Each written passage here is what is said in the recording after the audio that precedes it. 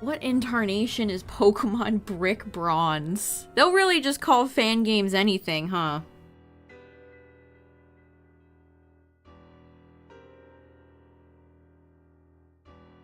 They really just be out here. Yeah, what's up, everybody? How's it going?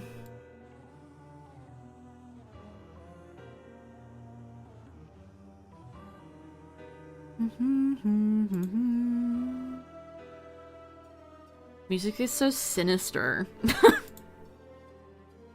Why is this music so sinister? It's a fan-made game on Roblox. Well, that would probably be why I've never heard of it before. Well, that would probably be why I've never heard of it. Alright, we might as well just get into it. Oh. I did get more moonballs, chat. Let me turn my volume down a little bit. So, I'm up to 30, I think? I think I got 30? So, just in case, I felt like the 17, what did I have, like 17? That was probably okay, but just in case, just in case, I got more moonballs, so I'm super duper ready.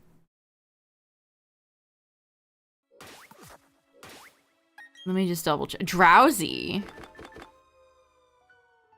I don't need drowsy. Yeah, 30. That should be good enough. Here's to hoping that's good enough, unless Darkrai is catastrophically rude.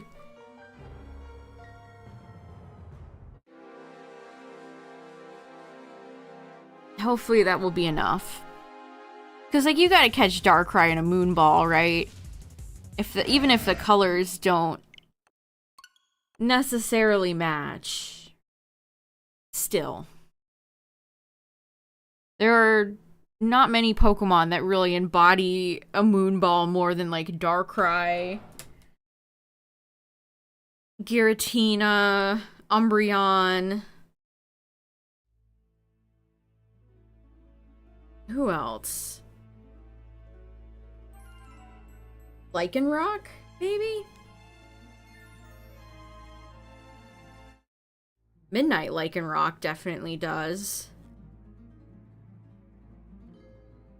Hold on, I'm cleaning my glasses.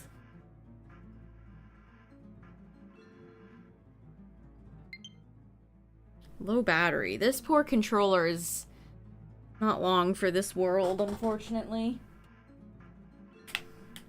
Also, I've really worn down the B button on this controller. It's, like, barely functional.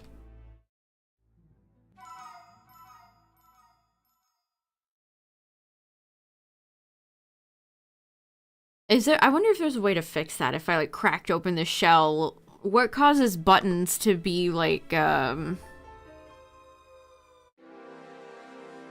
regressed? I don't even know the term, what term you would, what term you would use.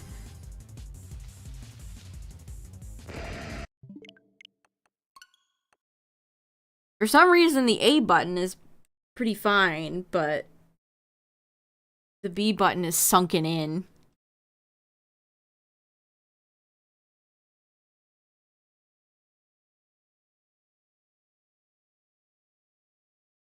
They had the Pikmin controller. What's the name of that company that makes those controllers?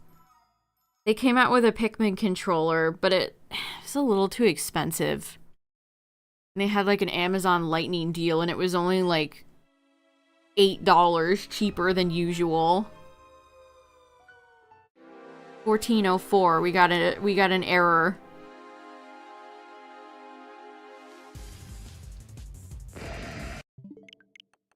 Hold on, let me pull out my Sonic controller. The branding on here. Realms?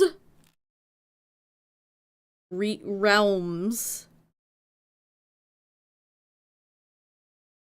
I like the Pikmin controller. I just wish it was maybe like $20 cheaper. The fluffy one. That's the ultimate gaming controller right there. The Sonic 2 movie Knuckles and Sonic controllers that were covered in fur. That's the ultimate in gaming experiences right there. If you own that controller, it would send waves of being the ultimate gamer through your skin.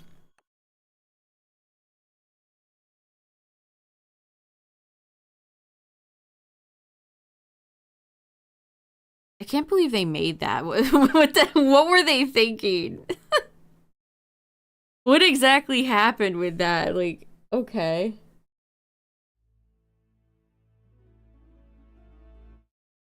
Sonic's not even a character I would call, like, fluffy. I don't know, has anyone ever looked at Sonic and Knuckles and thought, wow, they're so fluffy?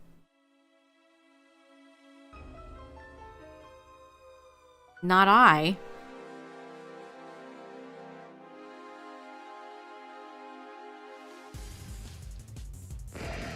In fact, echidnas and hedgehogs would be the opposite of that.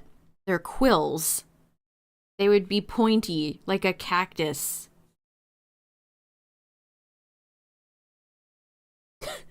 Now that's the ultimate gaming controller. They make a gaming controller with a bunch of spines on it.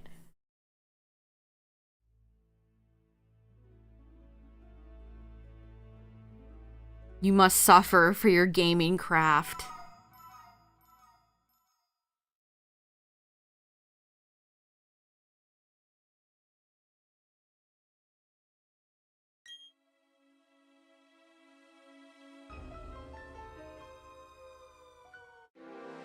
Yeah, just Big is definitely the fluffiest one. He is a cat, after all. Why was Big's fishing game in Sonic Frontiers unironically like the best part of that game?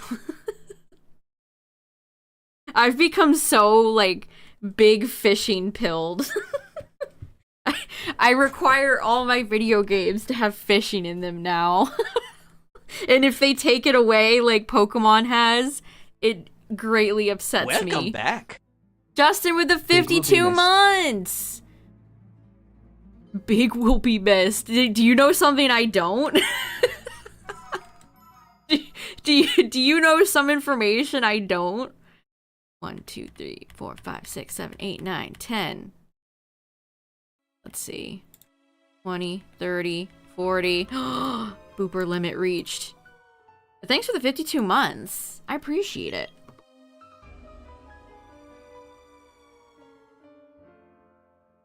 They should make a Ditto controller with a... Oh, that'd be fun. I mean, Ditto's a Gen 1 Pokemon. That's all they ever know when they make Pokemon controllers. It's either like Mewtwo, Pikachu, or Eevee, or Snorlax, so... They could absolutely do a Ditto one.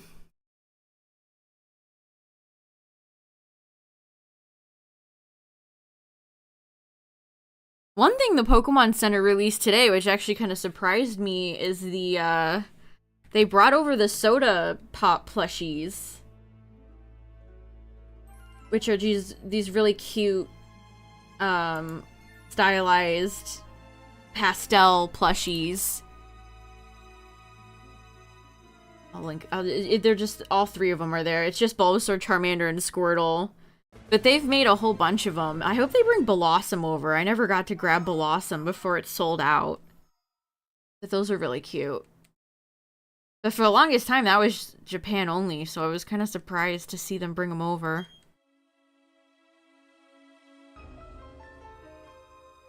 I'm sure the tags are still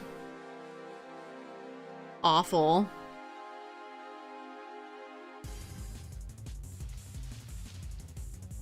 They used to do little, like, gachapon figures with the soda line.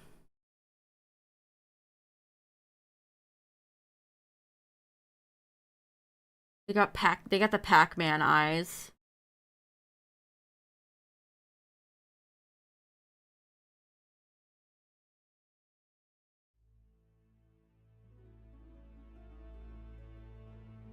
Geez, the Pokemon Center has released a lot of really ugly clothing lately, huh? They have this barely visible Magikarp and Gyarados hoodie for $70. $69.99. That is not nice.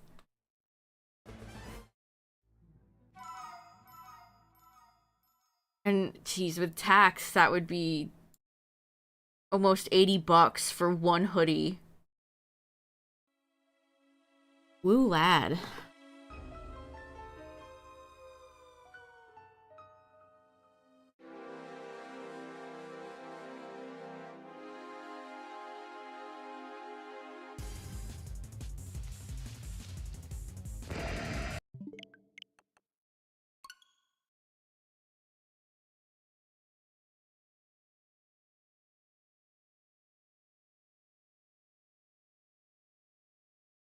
Was there anything else that happened recently?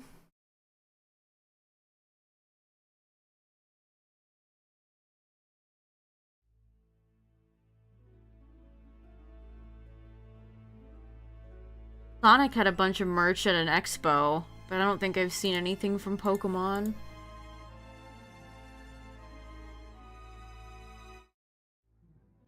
Yeah, Tyler, definitely. Yeah. Yeah.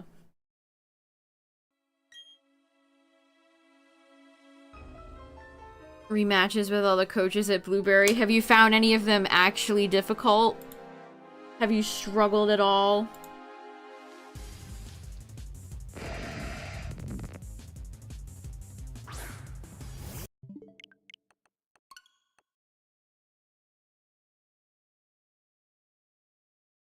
I thought GDQ was coming up, but it's at the end of June into July. Also, somebody I follow actually got it. I saw they posted an email. They actually won one of the prizes from GDQ. I've never seen anybody report that they've won anything before. Not to say that I think they're like shysters, but it's just funny. I've never seen anybody I have ever seen win one.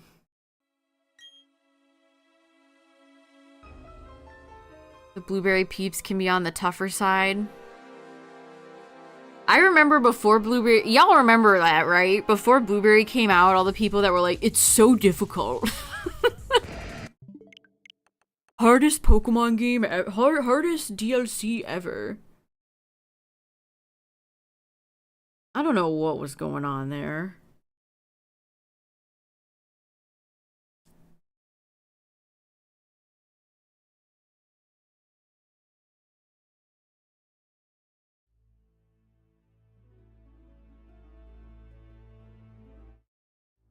They actually kind of got me. Like, I thought going in that it was going to be hard. And, no. I did struggle against Drayton, but that's because I just used Pokemon I just caught. I took his, challenge very seriously. I just brought a bunch of wild Pokemon with no EVs or probably terrible IVs.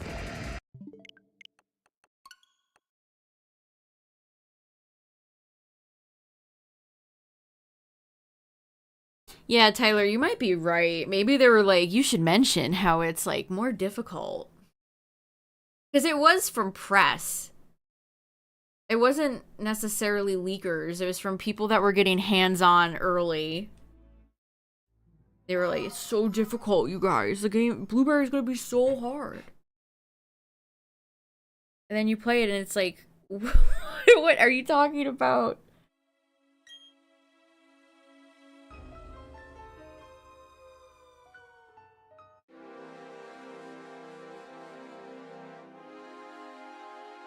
I mean, I saw some Pokemon people that were invited, like people like Joe and one of the commentators for VGC, and lots of Pokemon people themselves were saying that it was more difficult. I can't remember if Joe ever claimed that, but it wasn't, the people I saw saying that were Pokemon people, not generic gaming press. I mean, if you're not a big Pokemon fan, if you don't know, like, your type coverages and what items do and what EVs and IVs are, I could see it being difficult if you have no idea. If you're a Pokemon casual. But if you're a veteran, then no. If you're a veteran, like, come on. But I always sit back quietly and observe people be like, Whitney was so difficult. Like, no, actually.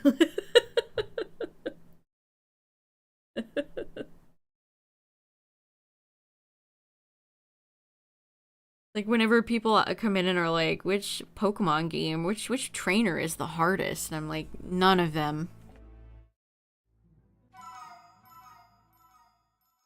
Could not be me.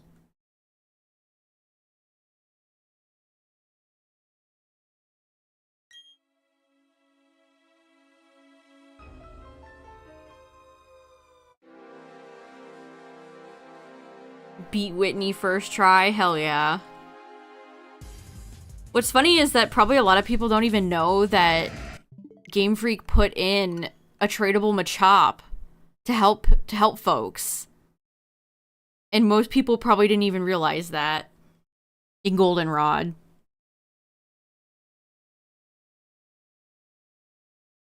That Volo is probably the hardest fight in Pokemon. Yeah. I would probably agree with that. I mean, who else besides Volo is a truly difficult fight in a Pokemon game, chat? What's up, Cacturn?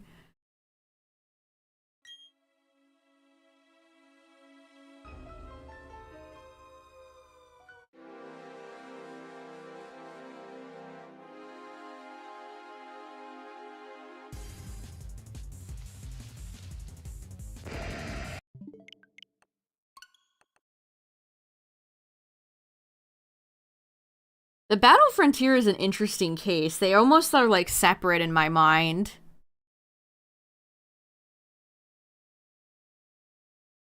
What's up, everybody? I can't think of any trainers that are particularly difficult outside of Volo.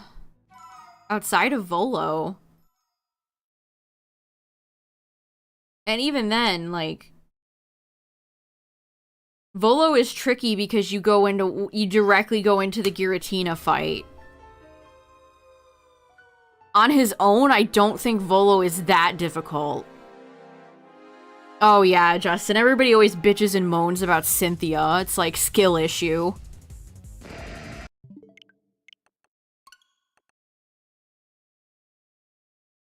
Unironically skill issue?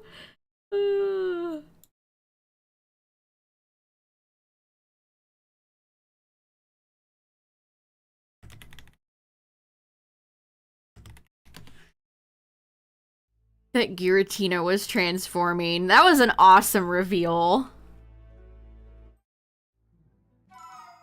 Gonna do Shaman, nice.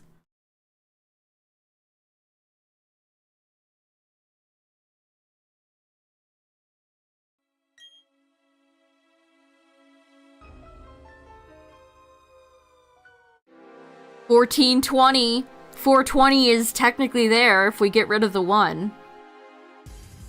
Are we blazing it, Darkrai? No, we're not. Darkrai isn't. We're not getting lit with Darkrai. Sad.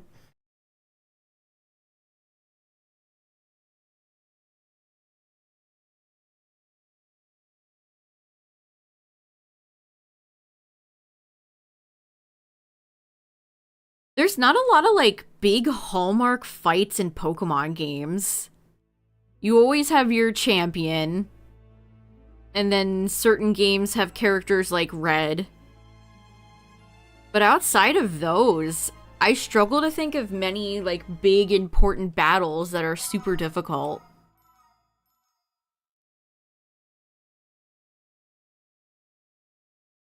I feel like you can make an argument for maybe certain trainers in, like, Pokemon Coliseum.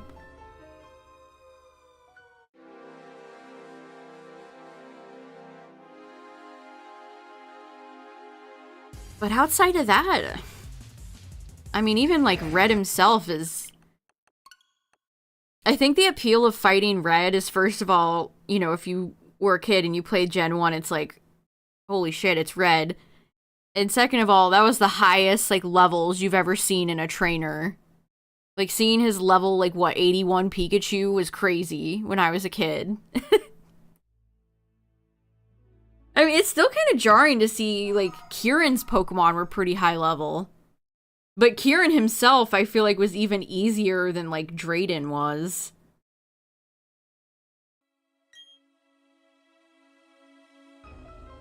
Why did they make his name Drayton?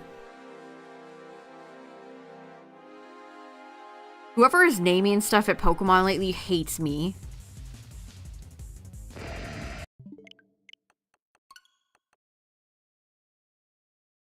Yeah, level 80 and up. Back in my day, only Red used to do that.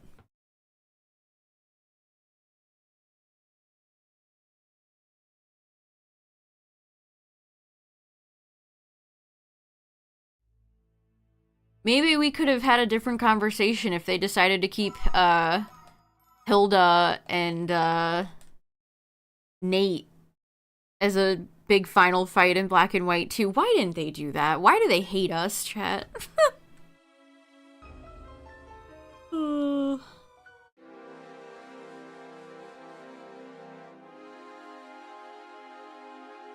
Dots Quaxley. Dot just sounds like, it just makes me think of like Dippin' Dots.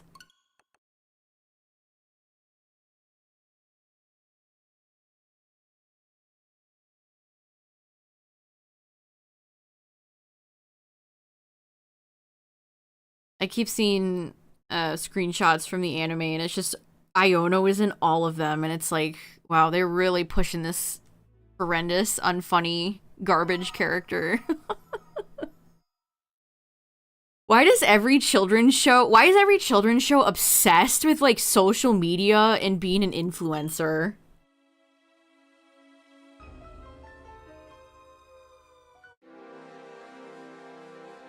I saw a review on the latest generation of My Little Pony, and like they take time out of the show to be like filming with cell phones and filming vlogs and being on social media, and it's like, this is brain rotting trash.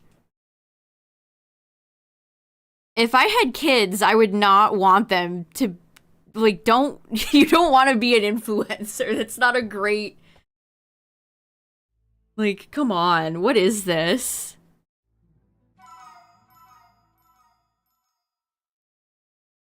Like, no, little Timmy, you have to bow down to the YouTube algorithm. It's not easy.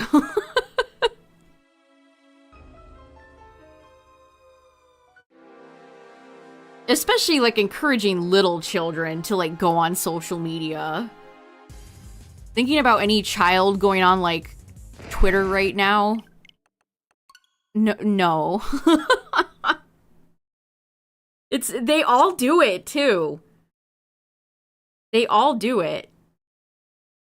All these kid shows are like, selfies! Gotta post to my social media following. And, like, there's things you could definitely say and teach children about it. But I feel like they all glorify it.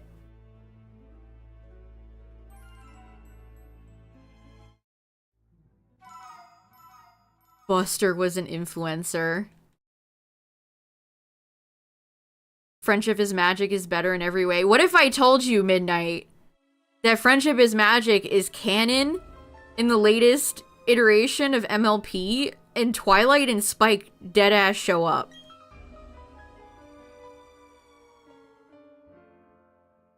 And Spike's design is god-awful. Whoever designed grown-up Spike in the new My Little Pony, disgusting. 1,000-year dungeon. Also, I don't want to think about all of Twilight's friends being dead. Twilight being an immortal alicorn is kind of a sad ending. Like, she's gonna watch all her friends age and die.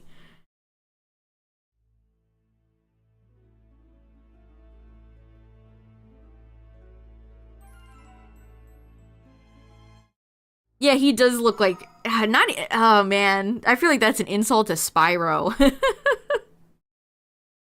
Maybe he looks like Spyro in the Skylanders era.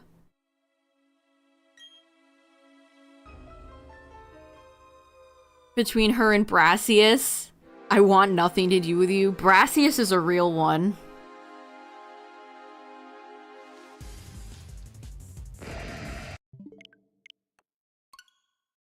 I don't know, it's all like the same joke too.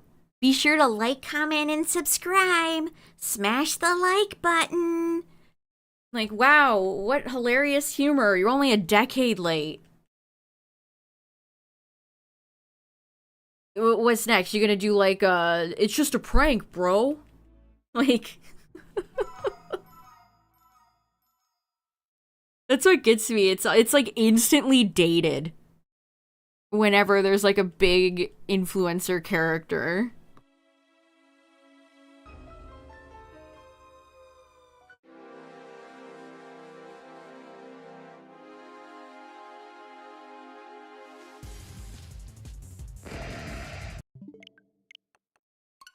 Yeah, Brassius does slay. I like his dramatic whip and his style. Wow, you're over 3K for Oxy, jeez. My condolences.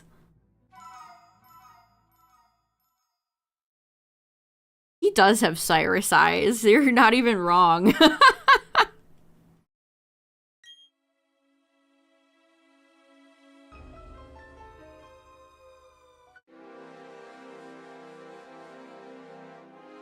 But yeah, that's my old booper yells at Cloud tangent. This is something I've noticed in lots of like media for kids.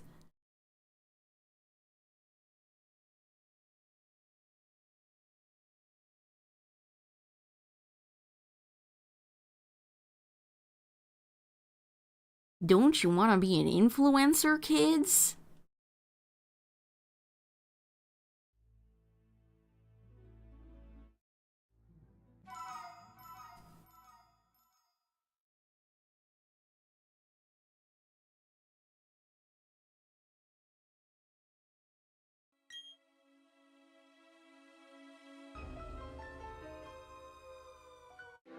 Oh my god, that's another great example, Midnight. That awful Megamind 2 show. I think there's literally a child influencer character in that show.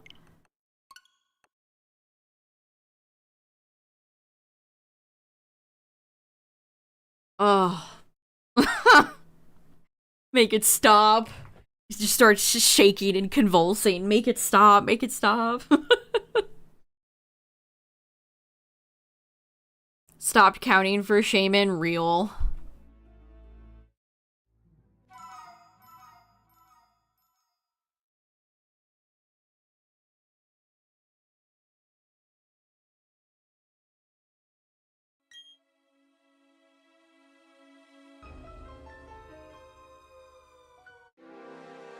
Stinky.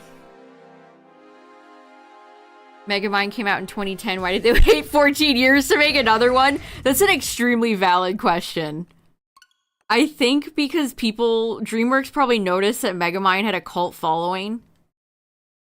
I think there's been a rise in like video essays about it, about people praising it. And so DreamWorks was like, well, why don't we capitalize on it? I've never seen Megamind, chat.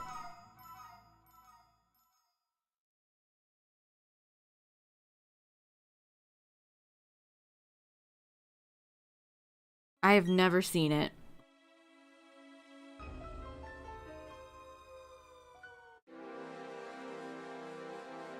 Yeah, it's funny that Shea Frillis he said recently that he's gonna stop doing videos about like Western cartoons. It's funny. My next shiny montage? I mean, I always have my yearly one.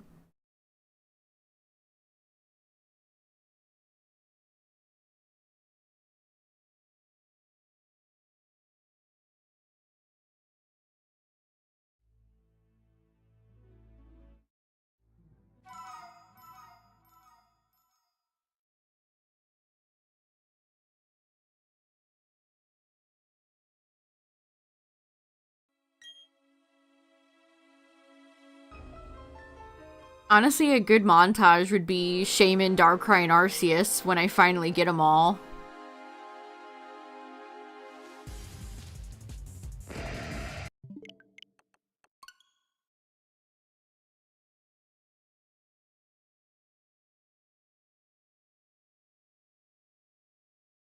Speaking of DreamWorks, chat, I saw a trailer for Shrek 2,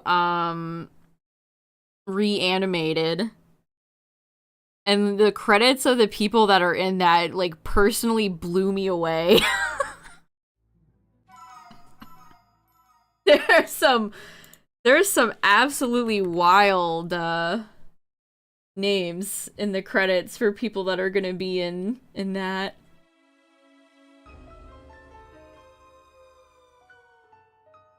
Was it Shrek Retold? Is that what it's called?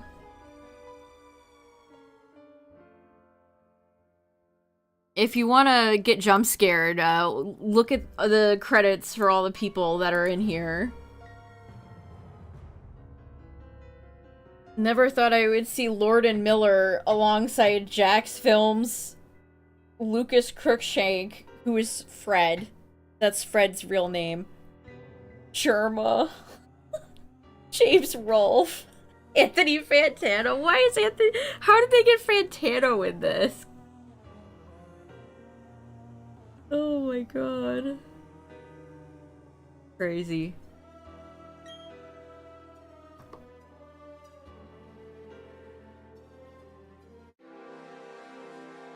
Why you started doing Masuda? Hey, Masuda in Sword and Shield, not a bad time. Really not a bad time. Masuda and Scarlet Violet, bad time. Not good time.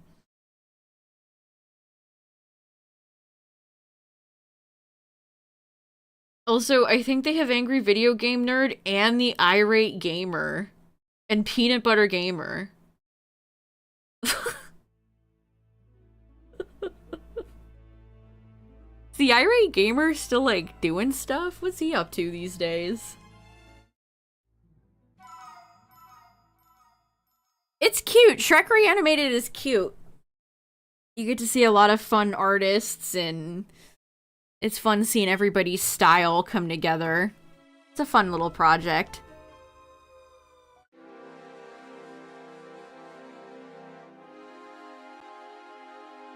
Also, they got Bill Warts on this? Like, what has he been up to lately? There's several people that are working on this where I'm like, I haven't heard that name in years.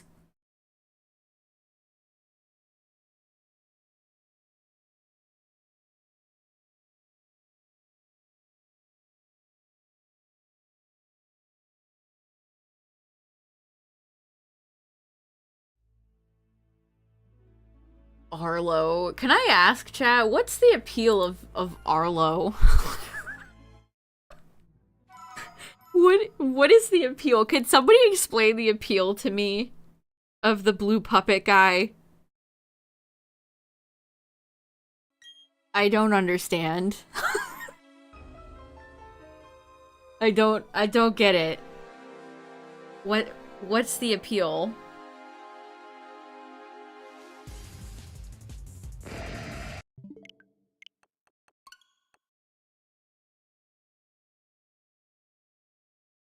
It looks like Grover without the nose.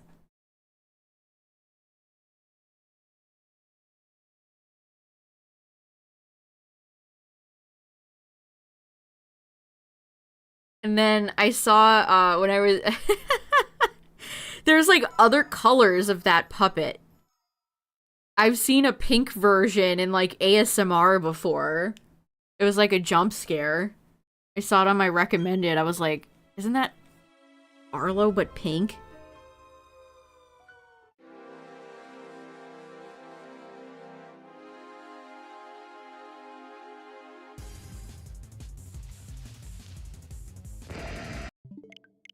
I don't know. I thought he made content for like kids. The puppet made me think it was for like children.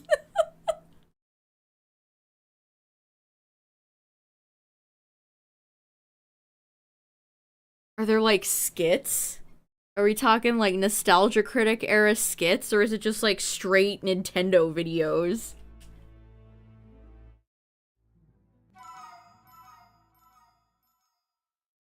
I don't know, I'm kind of distrustful of like purely Nintendo content creators. To be real.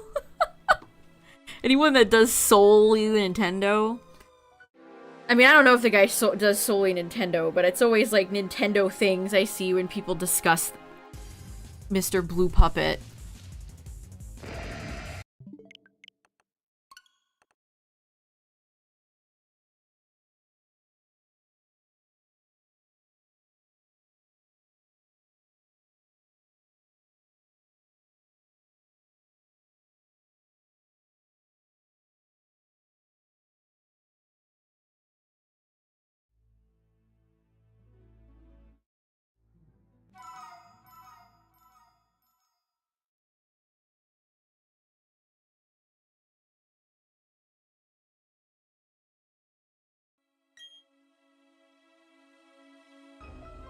I mean, like, Nintendo is in Mario, Zelda, with a few offshoots of, like, Metroid.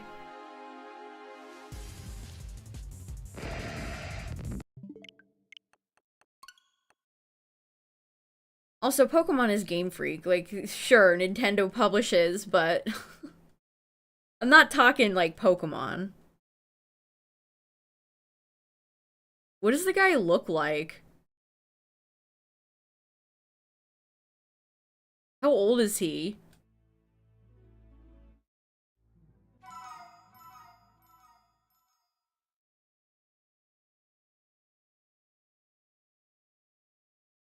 Average looking dude you've ever seen.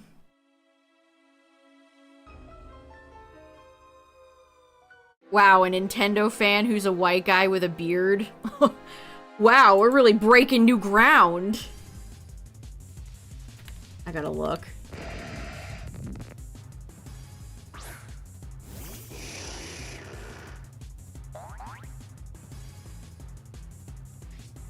Why is there like, when I look it up, there's like a million different people. I don't think he looks like Jack Black.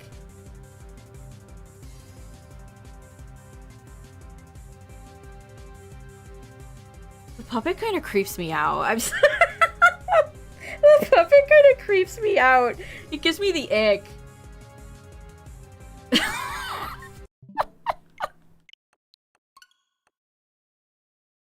No thanks.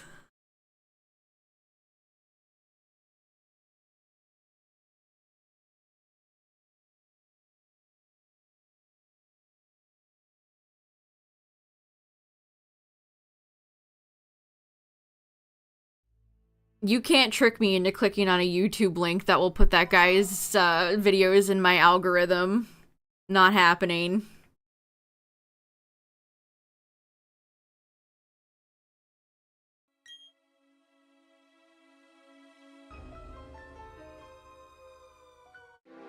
Nope.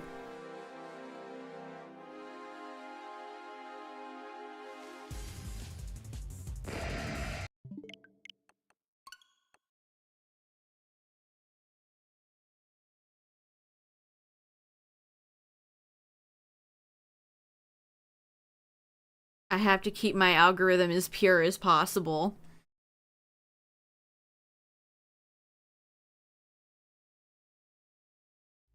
One small mistake, chat, and you can just obliterate the algorithm for you. That's on, like, multiple... If you view, like, an annoying TikTok, or you look at the wrong account on Twitter, they follow you. They haunt you. You have to watch your back.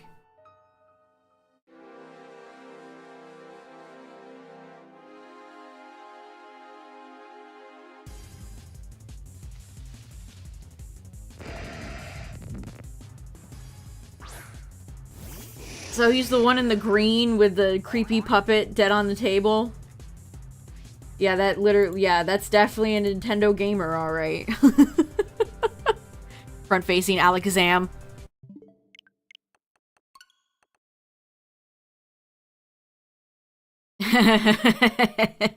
Cacturn, I did the exact same thing. My homepage will not show me anything now. YouTube is put me in timeout.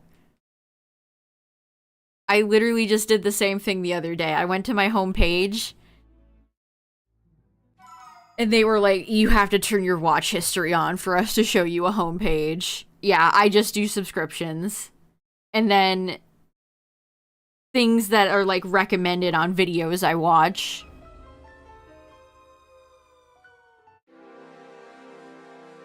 I took Jenny Nicholson's 4-hour Star Wars hotel video for granted. Now I wish I had like 5 more of those to watch.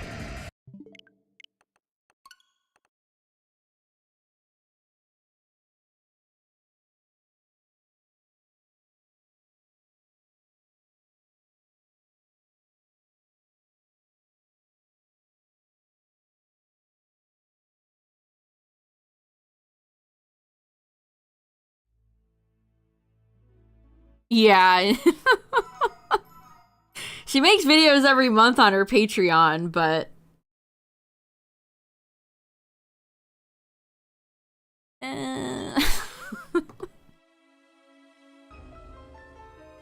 1444.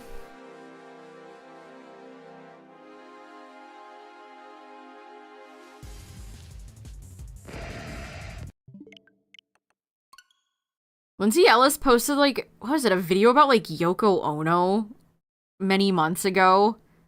She finally came back and posted one thing, and it was about the fucking annoying-ass Beatles. That's, like, anti-silver content right there. That's kryptonite. You can't pay me to watch content about the Beatles. So that was kind of a bruh moment for me. Oh boy, video essayer is back! Oh no. Oh god, I can't stand this topic. Oh no. I don't even hate them. I just don't want to hear. I just don't care. I just have no interest in hearing anything about them. Yes, she was, Tyler.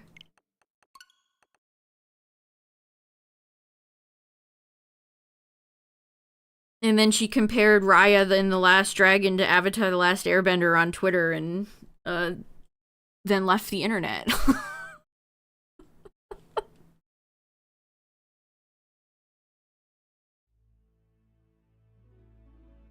Yeah, the educational videos always go hard, don't they? I could sit and watch, like, a how it's made, or, like, sometimes even, like, food videos like that, where they show, like, I'm subscribed to this one channel that does, like, they go to, like, small shops in, like, Korea, and they show you how they make their, like, bread. I'll sit there and I'll watch bread being made. Why not?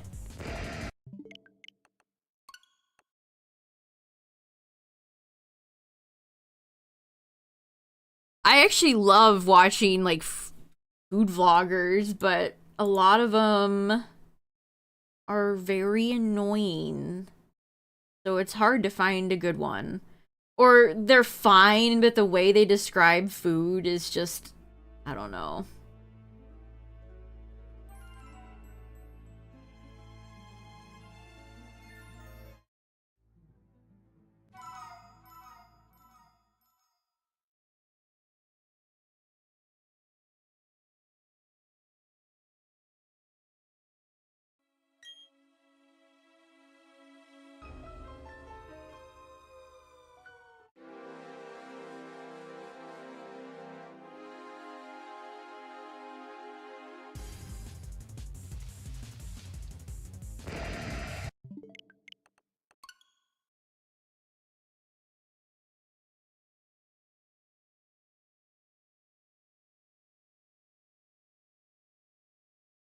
Peter Jackson?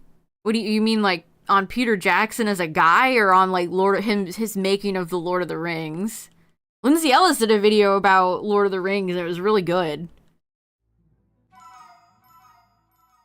She talked to some of the actors in New Zealand about how unfairly Warner Brothers treated the country of New Zealand.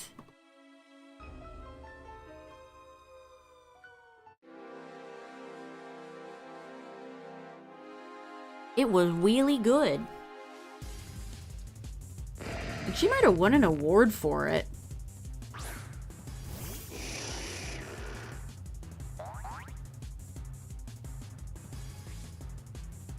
Oh yeah, Tyler, did you ever play Klonoa? I watched a video the other day that was comparing Knights with Klonoa, and I thought it was interesting.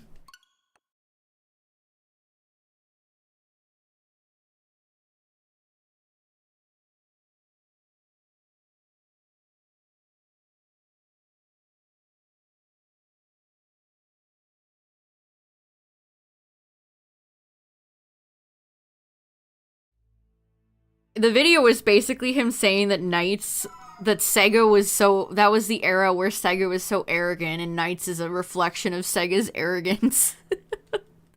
How they released like a godlike jester character, and how different it is versus Klonoa.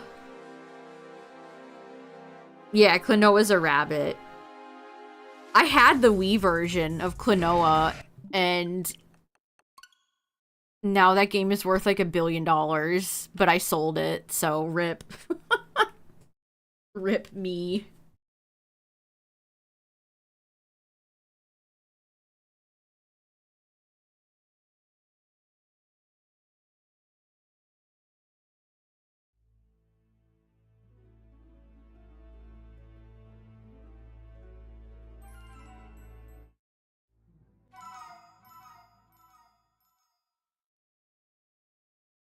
I actually remember not really liking the game. I don't know how Klonoa fans think of the Wii game, but when I was younger, I did not particularly like it.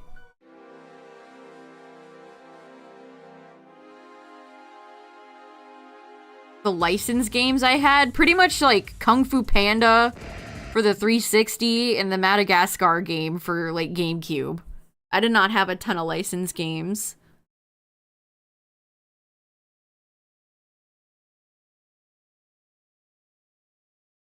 Yeah, Galaxy, I can link it. It's a long one, but Jenny's really good at her videos, so you might see 4 hours and think, holy shit, but she's really concise. She's like the opposite of Quentin Reviews. So, on March 1st... Dash, don't autoplay.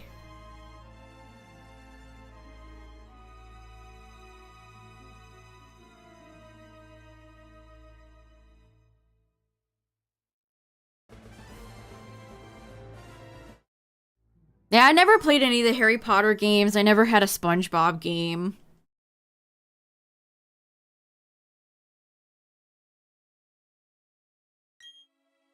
Yeah, she's really good at it. She doesn't go off on, like, annoying, rambly tangents. She sticks to the point.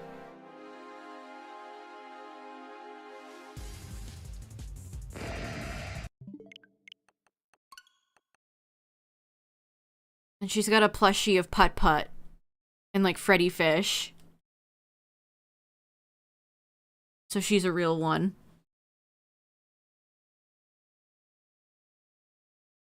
Who overload their videos with jokes.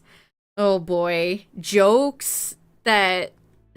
I can think of one example. So before the completionist had his scandal, I remember unsubscribing from his channel because his jokes would just go on for like a minute, and they would always involve his like editor. I told you guys I hate like editor jokes. When a YouTuber is like, "Hey Kevin, can you edit this out?" It's like, shut the fuck up. I hate editor jokes. But Gerard's jokes just go on for like a whole fucking minute. But that's who I think about when I think of jokes that just never end. So it's either like jokes or skits. Gosh, the skits might be even worse.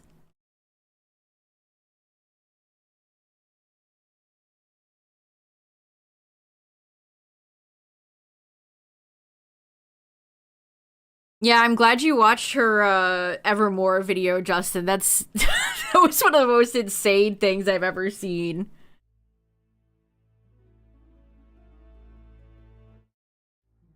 The guy with mullets and mustaches. Oh, you mean like, Curtis Connor, Danny Gonzalez type guys? I like Drew Gooden. He's probably my favorite of all of those.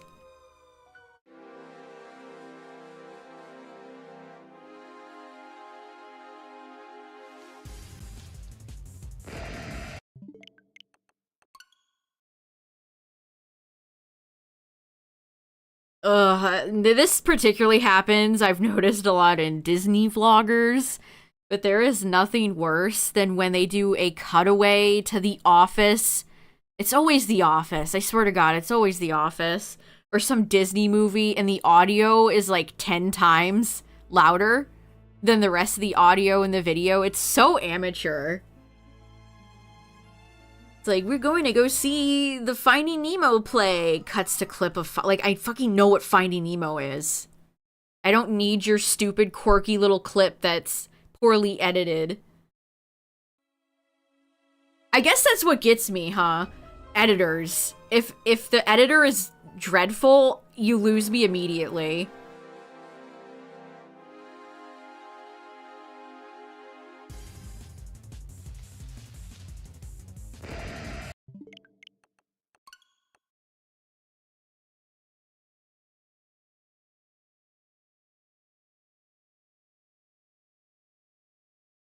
Have the Plinkett reviews aged particularly well? I feel like they're all so old at this point. It's like going back and watching some early Yu-Gi-Oh! Abridged. It's like... it's been a while.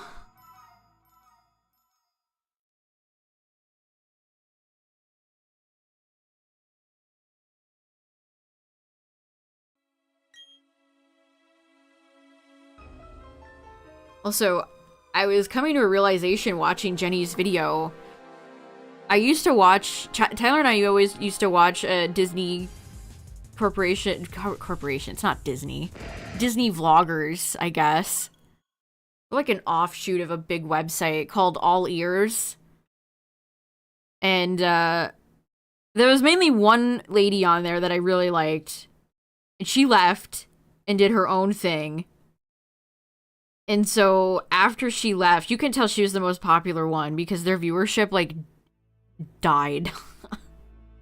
But they hired a bunch of new people, and one of the guys was that same Sammy guy that was the cast member in the Star Wars hotel that was, like, making TikToks about why the Star Wars hotel and the $6,000 are worth it, quote unquote. It's the same guy. I was like, I feel like I've seen this guy somewhere.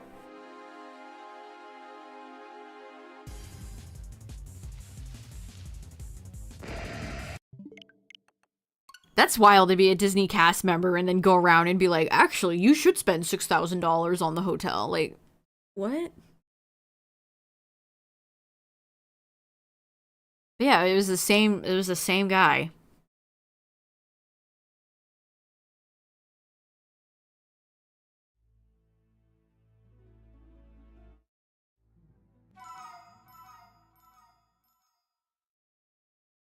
Yeah, I've seen some of the, like, content mill stuff they make for kids, and the editing on those is batshit insane. Brain-rotting editing to the umph-most degree. What is Bridge? I keep hearing about that, and I don't know what it is. Is it, like, a period piece? Is it, like, Downton Abbey? Also, yeah, Netflix cracked down on people sharing. Aren't they nice?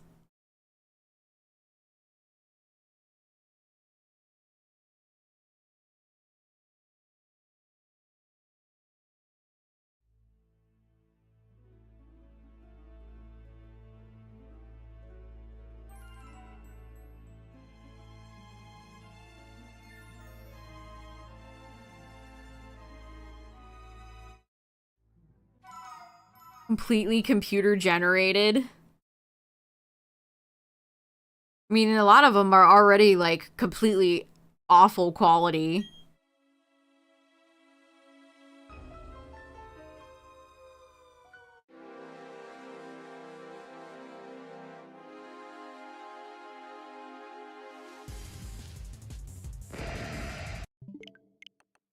And a lot of video essayists just outright quote Wikipedia. It's hard to find someone who's actually like really good. They have to have charisma and good script writing skills. Because you can tell when it's like just episode recaps. They're just reading like an episode recap from Wikipedia and it's like you're just wasting my time.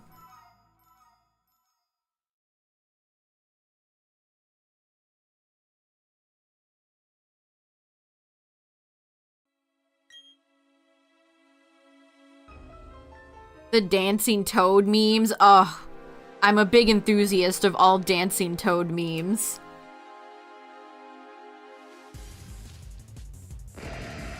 Are you talking like the theme park toad mascot costume? That's so cute. I can't believe that mascot costume is that cute.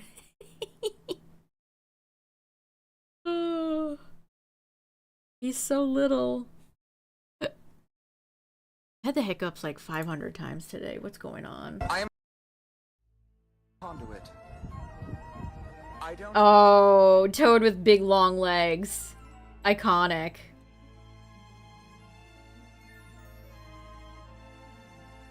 And then underneath, Toad sings Bohemian Rhapsody.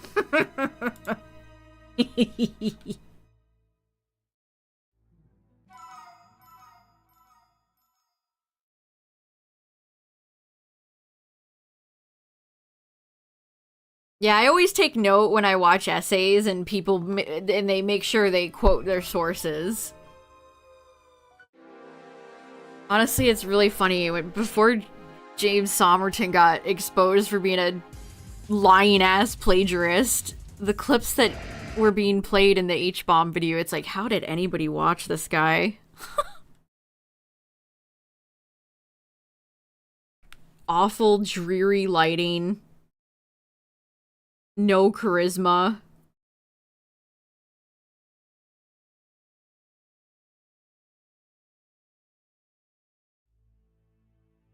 Used to get marks to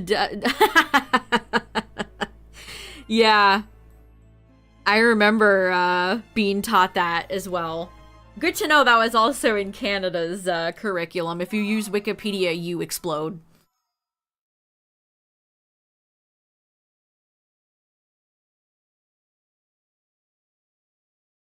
They taught us the exact same thing. Don't go using them Wikipedias.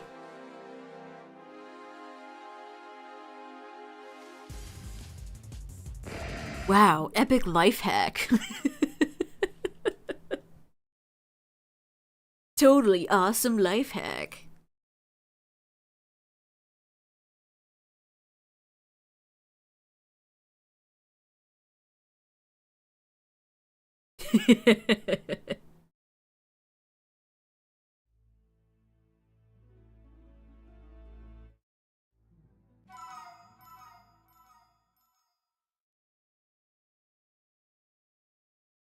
We're slowly approaching 2K.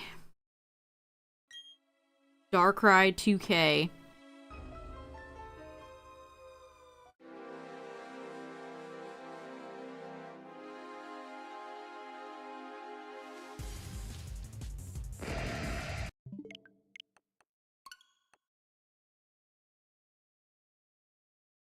Oh yeah, Tyler, did I tell you I saw some people talking about Hellblade 2? And it looks like they basically just made the same game again. 6 years. Wow, imagine taking 6 years to make a sequel and you pretty much just shit out the same game. That would be crazy. Imagine being that creatively bankrupt. Wow.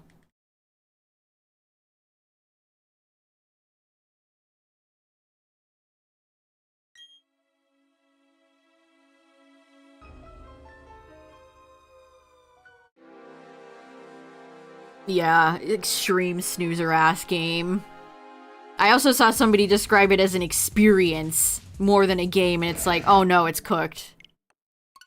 Anytime a game is described as an experience, it's a red flag.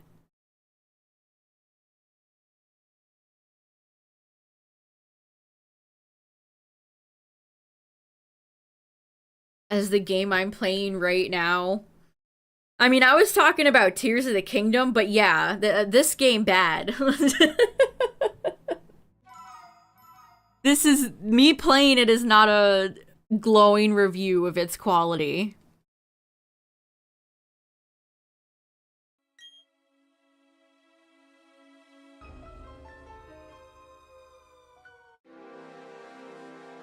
Well, and then Ninja Theory also posted like a thing on their social media, and it read like the company is dead. It was a very strange statement.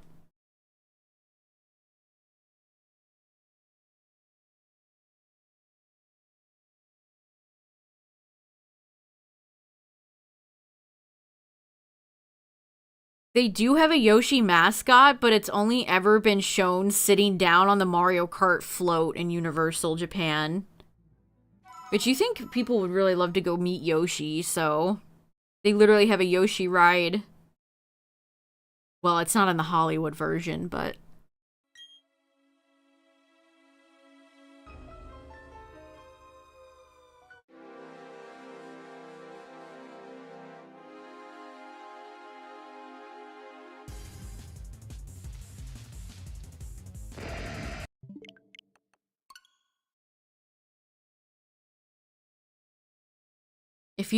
So Universal just opened up a new Kids Land in their OG theme park in Orlando.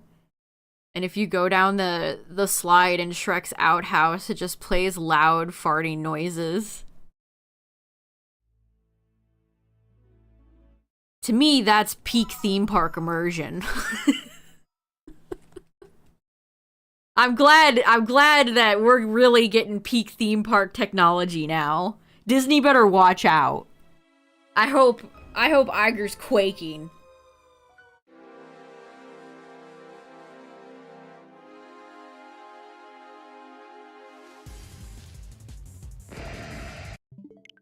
You can get a Shrek pretzel there, chat, that's in the shape of Shrek's head, and it comes with cheese that's green.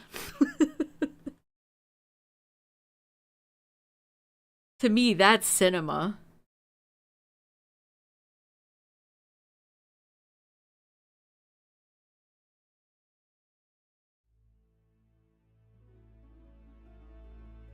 The Shrexel.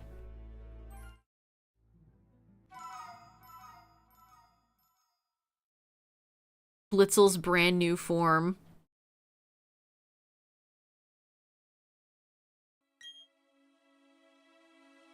Apparently the cheese was good. I saw several people say that the cheese is good.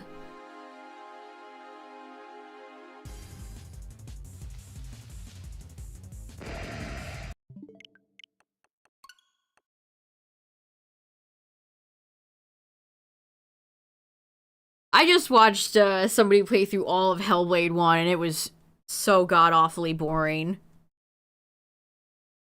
Also, the constant voices, like, I get that it's, like, my mental health, but it's so fucking annoying.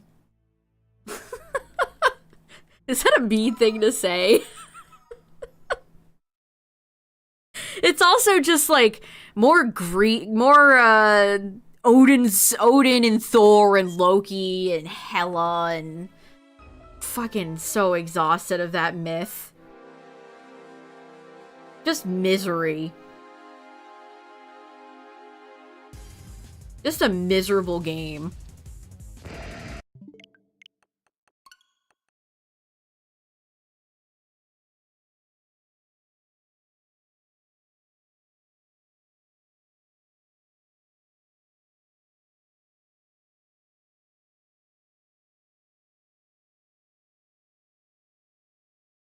And the ending is like, she learns to let her love go and accept her illness.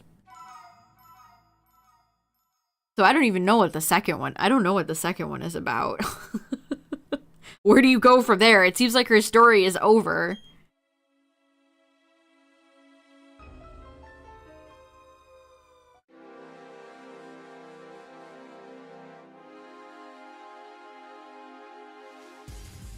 I mean, the game, the thing I can say about it is that it looks great. For like a 6-year-old game, it looks gorgeous. It's also really short.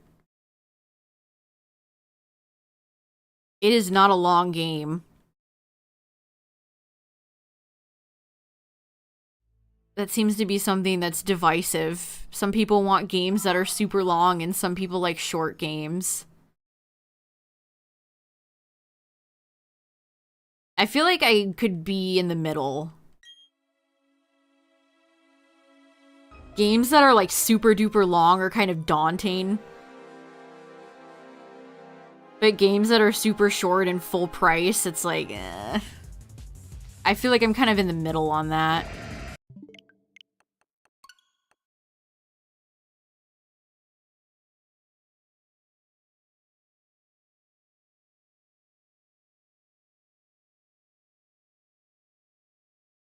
Shorter games at lower prices.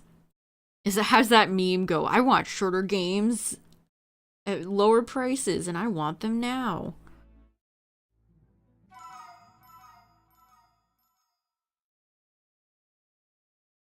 I mean, flaming hot take, but I feel like Kratos was more fun when he was like climbing gigantic gods and yelling, and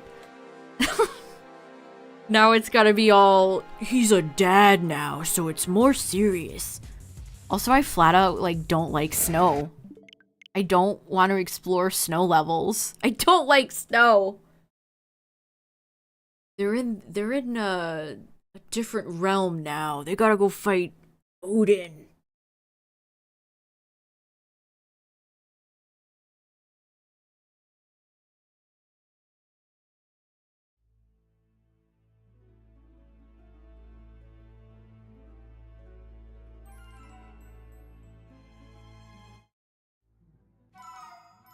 I mean, I don't know about the higher prices thing. I think games that are priced well will sell more copies.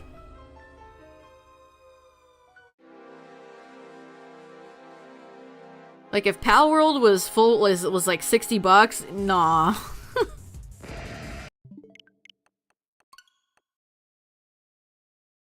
That game being like $26 on release, perfect. No notes.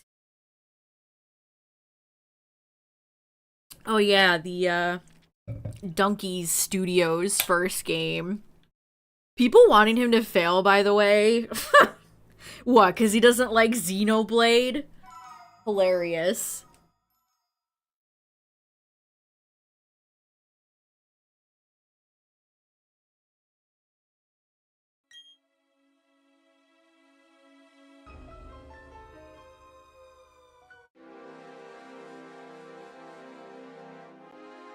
It sure seems like it's those fans, yeah. $80 for GTA 6. Oh god.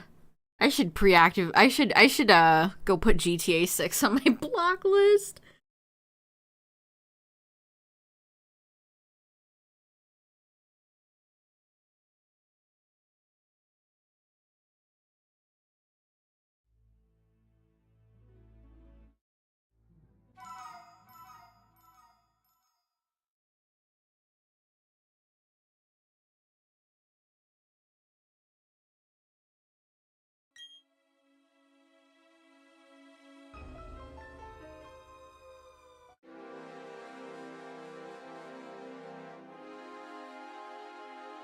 I think there's 70.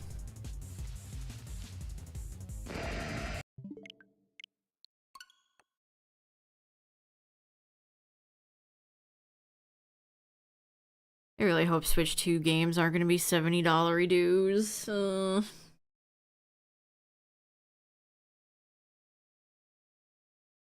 Oh, speaking of big video game news, chat, Kingdom Hearts is coming to Steam.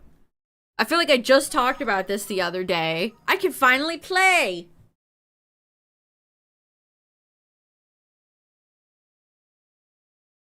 Cause you bet I was not gonna buy them on Epic. I am potentially interested. I might still wait until they, like, go on sale. I don't know. I've always wanted to play those games. And there's gonna be, like, a Steam exclusive Keyblade. Which is fun. Yeah, no, not quite interested in the cloud versions. I saw that Kingdom Hearts 4 might be on Switch 2, and Sora might be in Fortnite, which is super funny. Hey, at least they're doing something with Sora and the gang. You know they'll turn the cloud version off one day without refunding anybody? Yeah. Yeah, no kidding.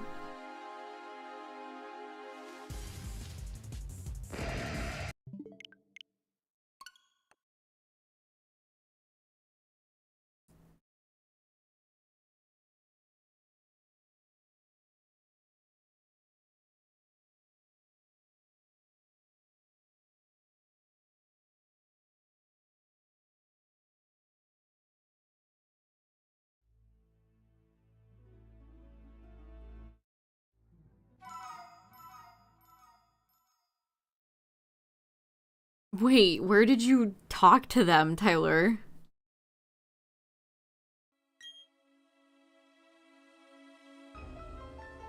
You emailed them. Good, good. If we get a Digimon card game, sim, you get full credit.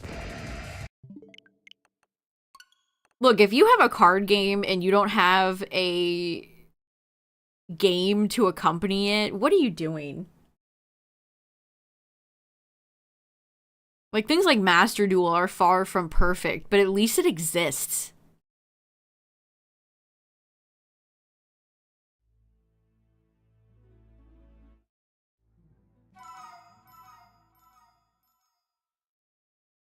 Oh, yeah. Ooh, we got a spicy tie. I think I'll end it Saturday, Chad. I'll tweet about it before I end the bid war.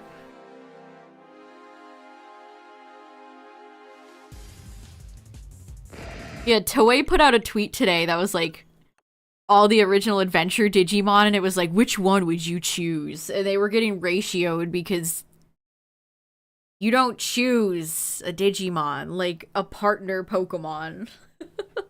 A first partner. You idiots. You fools. First partner Digimon. What's up, Western? Like, that's just not... Fellas, that's not how it works. You don't choose.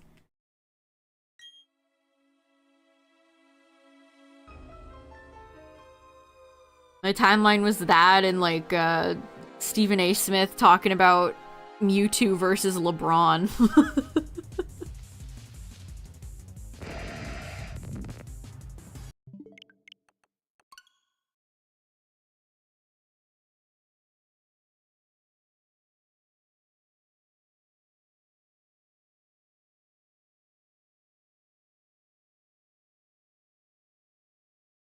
Oh, West 10. My bad, dude. Sincere apologies.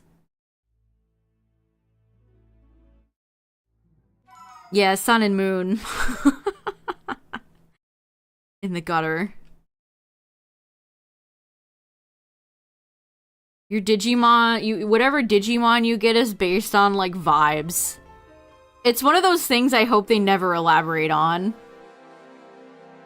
I don't want to know. It's just based on vibes.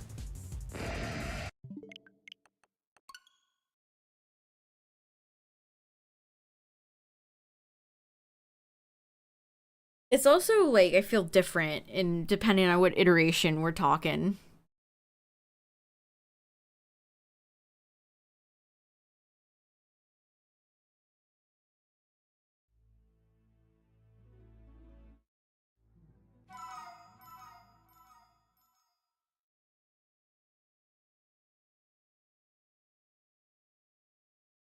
Alright, we're almost at 1500, chat. Ugh. We're getting there. 1481.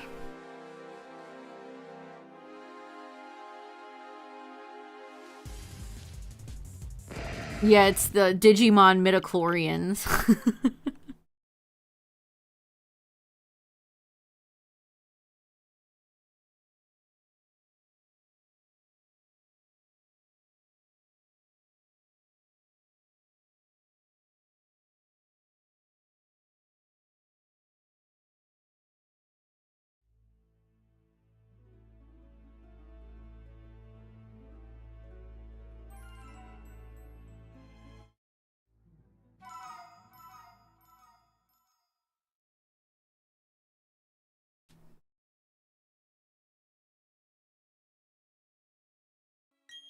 Alright, 1482.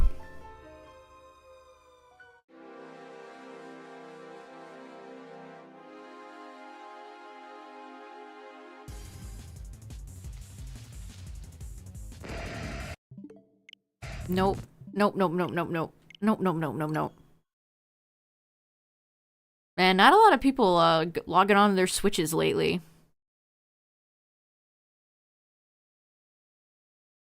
I guess there's not been a lot of stuff going on for the Switch, so that would probably be why. Apparently Nintendo didn't make enough copies of the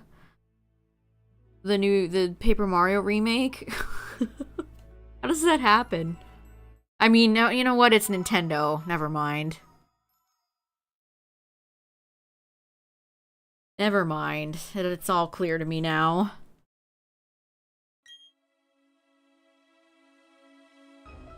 I've never seen School of Rock. I've never seen any of those old, Jack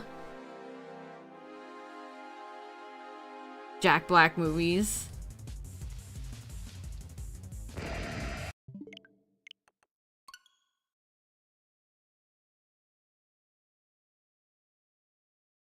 I mean, if you're not familiar with Digimon, it's fine, but this was Toei that tweeted that out, so that's the company, like, if anyone should know how the franchise works, it should be Toei. But with how they've been treating the franchise lately, I don't think they care at all, so that's probably why.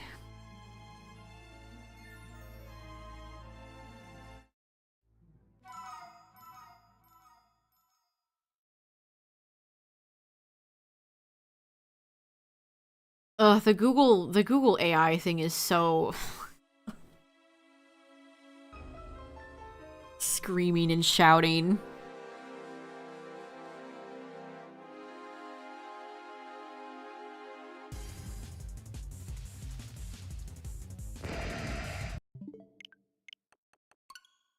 Yeah, I'm not looking forward to Cyndaquil either. I'll probably do a few more Scarlet Violet streams after this.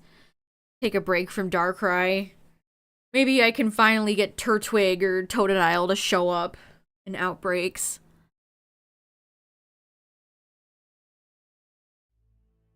But you ended up loving the cast.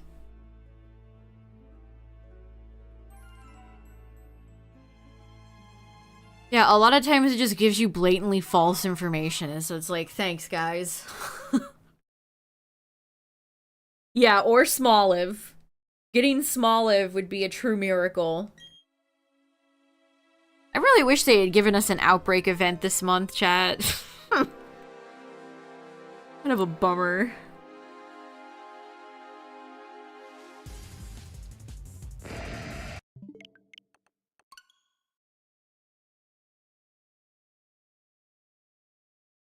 For the past, like, 6 months, Google's been doing this thing where I'll look up something, whatever, random, and it'll be like, do you want a more precise location? And I cannot turn that off.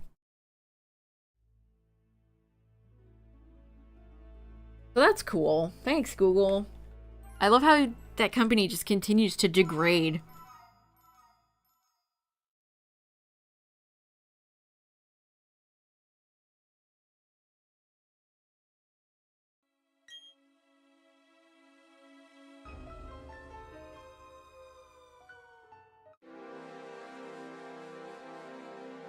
Fennekin, Asha, and Scorbunny. Those...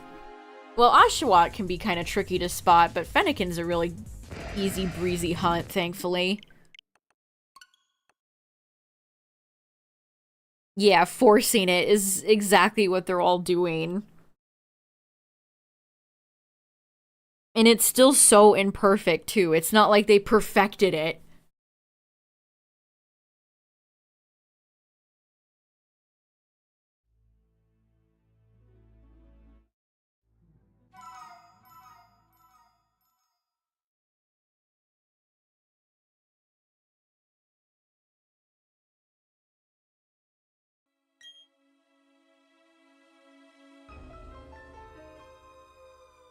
Look at my goofy, chibi little character. I'll never get over the style this game has, chat. I will truly never get over it. When I was doing a bunch of trading, because again, I got to 30 moon balls. So unless Darkrai catastrophically destroys all sensible odds, I should be able to catch it in a moon ball. I mean, I was probably fine before with what, like 17, but I did get to 30, just in case. But every time I go to the trade area and I see the other, like, chibi head character that I trade with, it's... like, wow.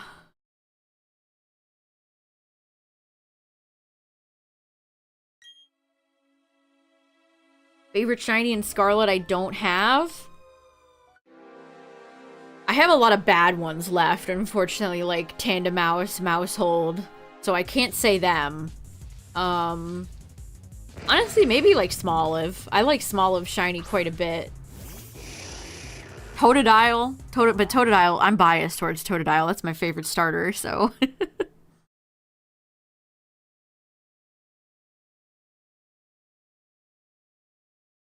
Man, I would kill for a pixel game like that.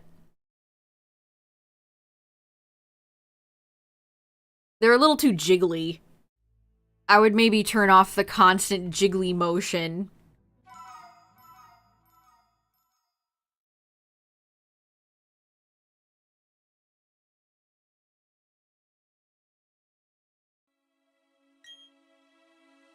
$14.88.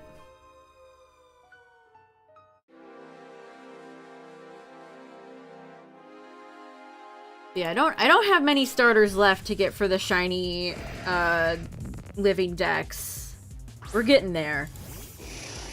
I'd really like for Turtwig to show up. Cause I think I have Piplup. Actually, I don't think Chimchar has ever shown up. I have Monferno and Infernape, but not Chimchar. Pain. Pain.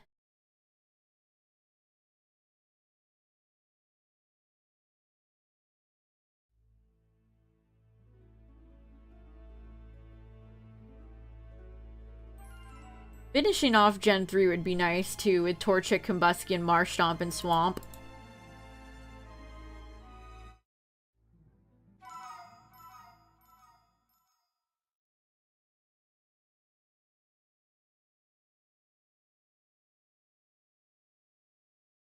Yeah, Gen 1...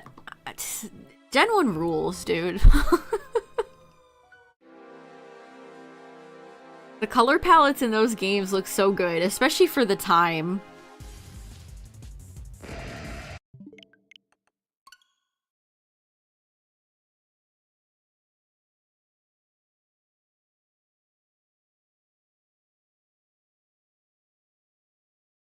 Every time I look at my Shiny Living Dex tracker, I always look at the first page. It goes in Dex order, so it's Gen 1, 2, 3, 4, 5, etc. I need to get Shiny Kakuna and Beedrill. It doesn't help that they have not put Weedle in anything besides this game lately. I don't know why Weedle has been so AWOL.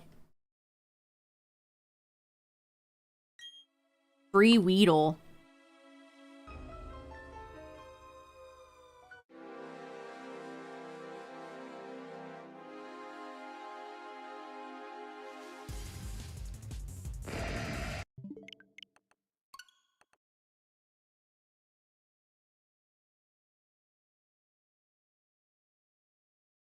Of course, I also need Raticate, Spearow, and Fearow, but you all know what happened when I shiny hunted for Spearow, so... Too soon. Too soon, I'm afraid. Too soon. Another Gen 1 Pokemon that's been kind of just gone. Not even Pidgey has been in, like, SV or Sword Shield.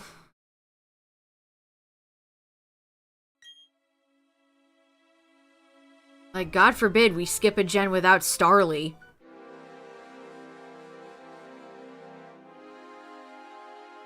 What's funny is I have Spearow, Shiny, and Pogo, but I don't count Pogo Shinies. I have tons of Shiny Weedle, Kakuna, and Beedrill, too.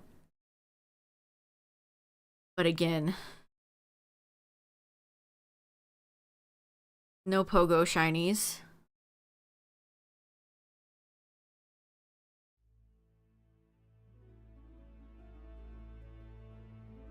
Yeah, the Buizel man. That's what it's called, the Buizel mandate. That goes to every Game Freak employee's desk, the Buizel mandate. Guys, you gotta put Buizel in the game. You gotta do it.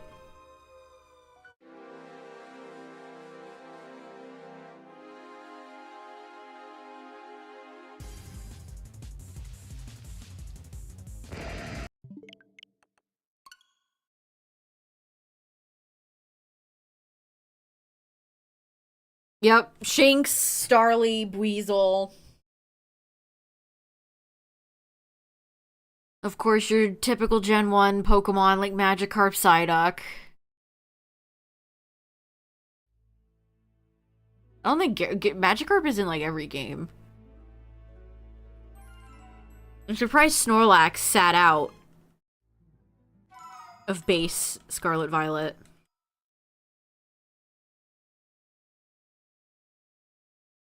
Ooh, Shiny Hunting Rotom and Platinum, nice.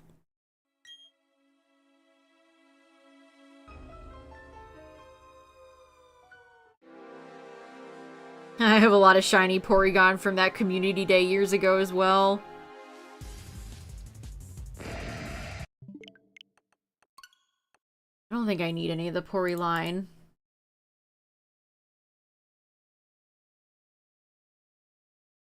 No, I don't. I have almost every Gen 1 shiny. I'm just missing a handful. Kakuna, Beedrill, Raticate, Spearow, Fearow, Oddish Gloom, Kadabra, Alakazam, Slowpoke, Farfetch'd, Muck, Onix, Hitmonchan, Seeking, Starmie, Pinsir, Omanyte, Kabutops, Articuno, and I guess Mew. That's it.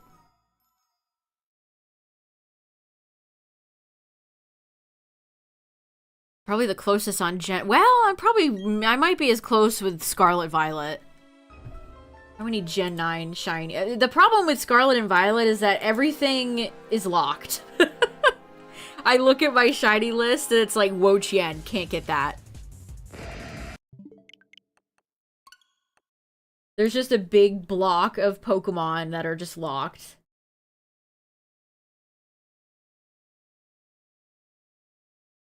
Yeah, I mean, outside of the Sprigatito line, Crocolore, Skeledirge, Quaxwell, Quaquaval, the Cheddars, so Tandemaus, Mousehold, Smoliv line, Adbulb, Pinkatink, and Wiglet.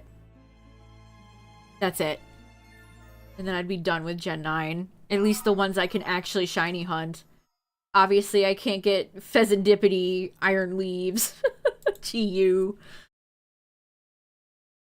That's not happening. At least not now.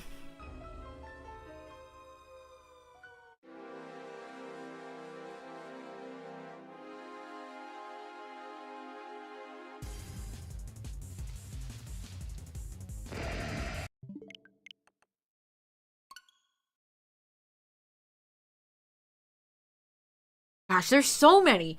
Wo-Chan, Chen-Pao, Ting-Lu, Chi-Yu, Koraidon, Miraidon, Walking Wake, Iron Leaves, Okidogi, Monkey Dory, Pheasantipity, Ogrepon, Gouging Fire, Raging Bolt, Boulder Crown, Terraplagos, Pecharunt. All locked. How are we... How is one even shiny hunt Ogrepon? What are they gonna have to do? What are they gonna do with Ogrepon in future games? Like, you can't even see her face if she has her mask on.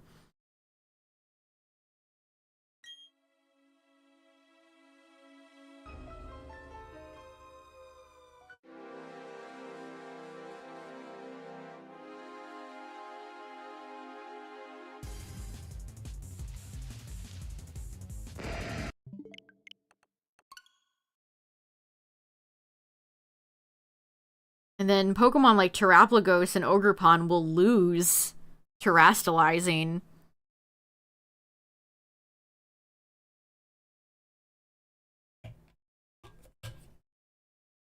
So what are they... what is Terraplagos without Terrastalizing? It's just a tiny little turtle. At least Ogrepon is still a really cute, fun Pokemon. It's just Pagos. It's just Pagos.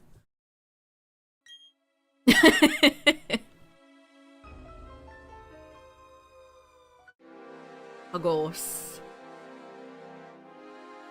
I can't even remember what Terraplagos' shiny looks like. Hold on, hold on. Terraplagos shiny. Okay, so it's like aqua.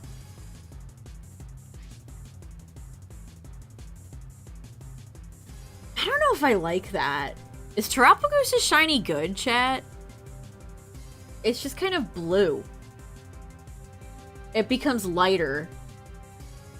It's dark purple becomes like a teal aqua color, and that's it.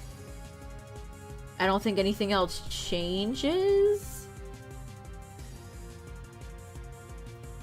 I love whenever you look up a shiny Pokemon, you have to see a million fan designs. Like, somebody made it yellow. Why would that be an improvement? What's up, Murph? I don't think Niantic is capable of making a main game, truthfully.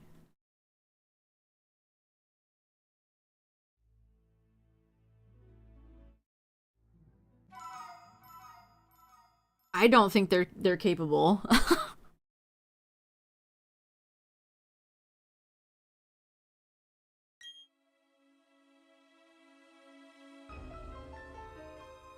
Like, think of how many things from Pogo are assets that were given to them. Look at all the stuff that they've made on their own, which have all been almost all, like, horrendously ugly.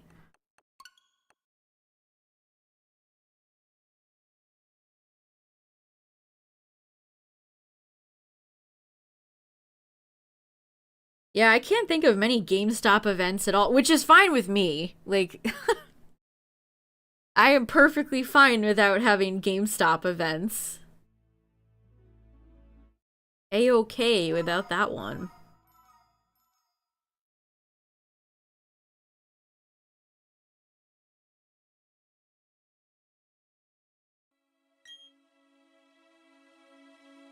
Alright, 1500.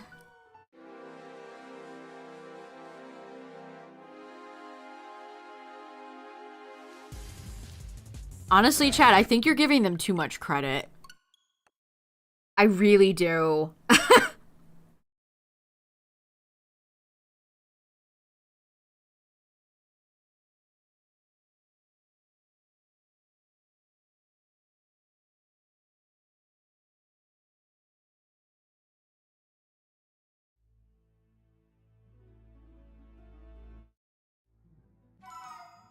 Yeah, the shiny Zacian, Zama, and Eternatus.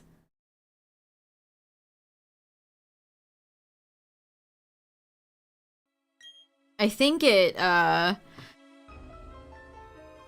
the Nationals, the event in New Orleans next month, they're gonna give out the guy that went on stream and said shitting bricks. They're gonna give out his Porygon 2.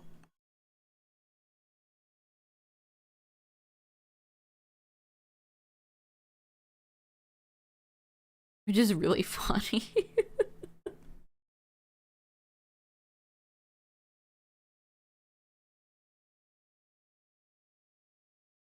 How many Porygon 2s have been distributed from people winning in VGC over the years? It has to be a ton. It's like if they gave out another Amogus. It's like, Sheen, this is the 7th time this week you've brought an Amogus.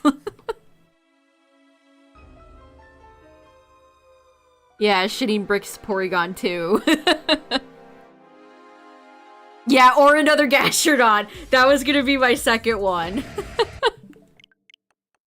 That was gonna be my second one. Another Gastrodon. Wow.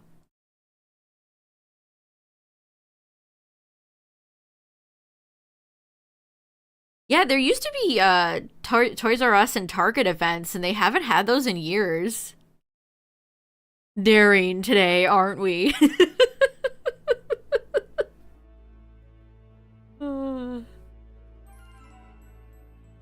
I wish I could do a good Squidward impression.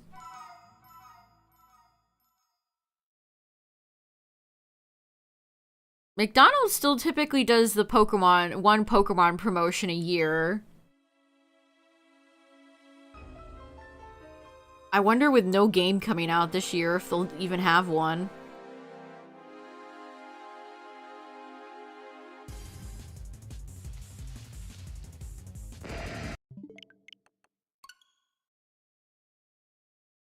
With those jokes, excuses of toys, quote unquote, that they release now.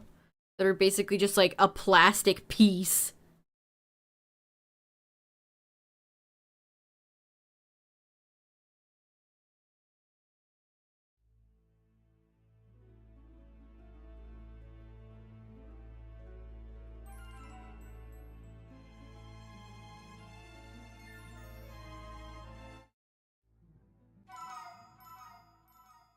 Yeah, people were scalping the Pokemon Happy Meals. You know you've hit a particularly, like, bad point when people are scalping fast food.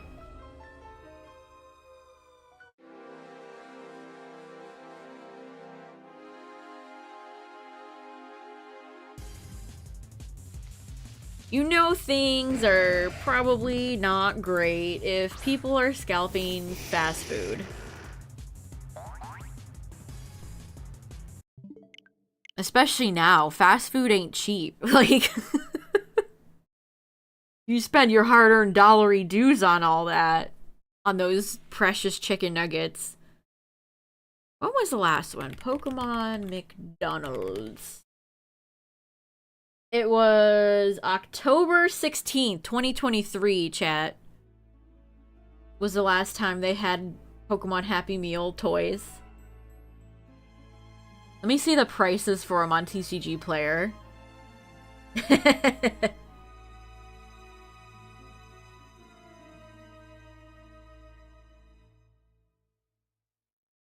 Alright, so, God, TCG Player pisses me off. I don't want a damaged card. Who wants to go on TCG Player and buy damaged cards? So the rarest card in the set is Pikachu, and it has a market price of $2. The lowest price you can get it is for $1.90. Wow, TCG Player shipping is up to $1.22.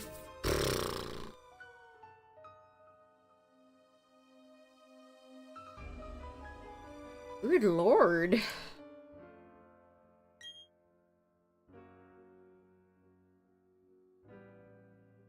You have a Zora card from the black and white. Ah, the black and white era Happy Meals. I remember those. Number 15, Burger King foot lettuce. I mean, back when Pokemon first got popular, they had toys at Burger King. That was the greatest Pokemon toys have ever been at a fast food place. The OG Burger King ones.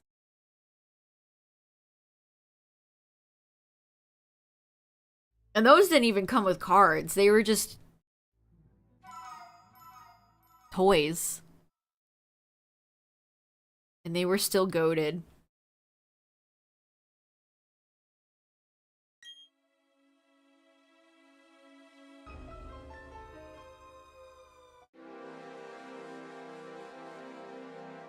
Yeah, I'm glad none of those cards are worth a lot. Like, remember when they released Pokemon cards in cereal boxes in like 2021 and people were scalping cereal boxes? That was another fun time. Oh, you got the Burger King Gold Charizard card? Did you get it in the full original packaging, or did you just buy the card as a single question mark? How would on its own?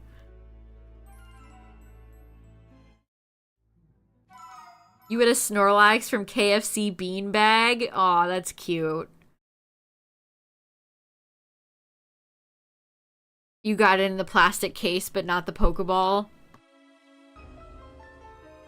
I have Togepi and Mewtwo, I believe.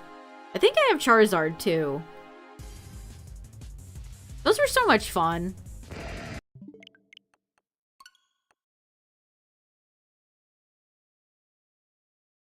Yeah, they were super mass produced, which is why they're not more expensive.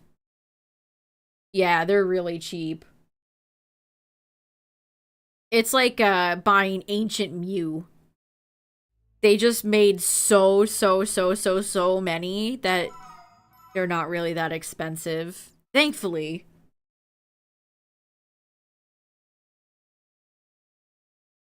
A glow-in-the-dark Clefairy. Aw, that's cute.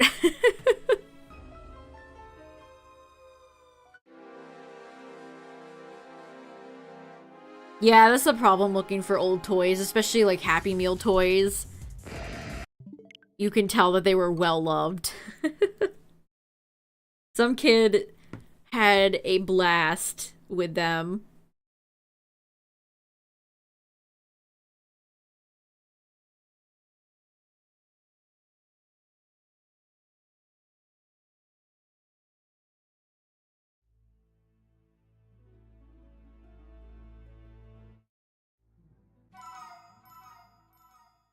Or nowadays, people want like $500 for their crappy little Burger King toy. Everybody thinks every retro type thing is worth $1 billion for some reason. Like, I saw one of the old Neopets plushies from McDonald's, which that is forever their greatest promo. That's undeniably the GOAT. That somebody had one of the Starry Paintbrush plushies from that McDonald's Neopets promo, and they were selling it for $200 for a, like, 4-inch tiny little plush. $200. Like, oh. No. No. I'm afraid not. I'm afraid not. What's up to struggle?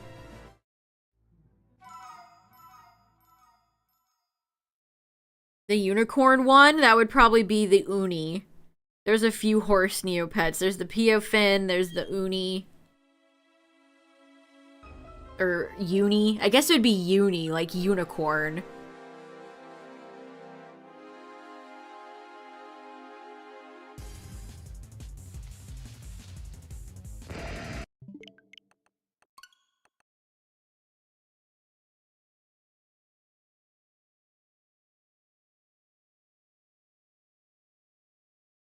I've never heard most Neopets' names ever said out loud, so I always just go by whatever my brain read them as a kid.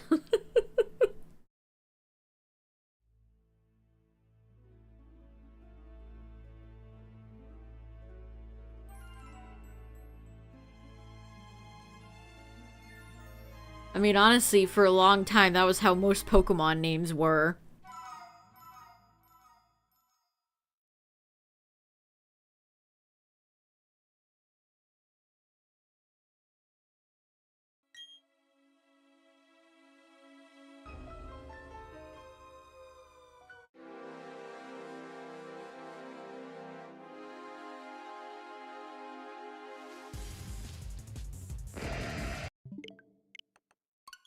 $2.50 for a Men in Black toy from Burger King. That's crazy. Yeah, definitely trying to capitalize on the nostalgia, and it's like that only goes so far. I feel like that only goes so far. Like, let me tell you, I would love to purchase old Pokemon theme decks. Like, the one with Pikachu and Mewtwo, like, base set theme decks. I would love to own those again. But there's so much money. Like, at the end of the day, I can't justify spending hundreds of dollars for a thing I already owned at some point.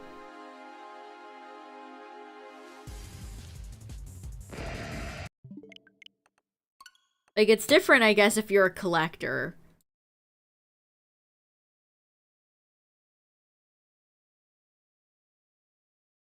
I had a TikTok the other day of some lady that collects Care Bears.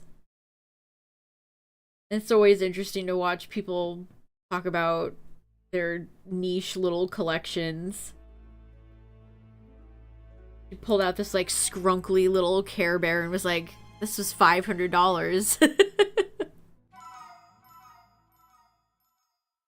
It's like, ah, yes, of course. Makes sense to me.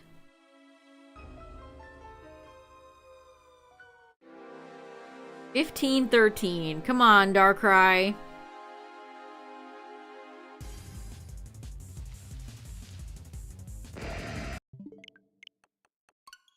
I always put my hand. Every time I press A to interact with Darkrai, my thumb hovers over the home button, but I make sure I watch it just in case. It's down to 125. Wow, what a steal. There's nothing funnier than seeing somebody charge an outrageous amount for something and then you check like months later and it's still there.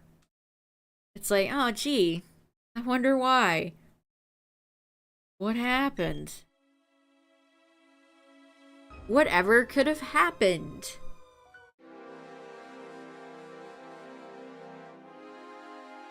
How long is TTYD? Is that are Paper Mario games typically pretty long?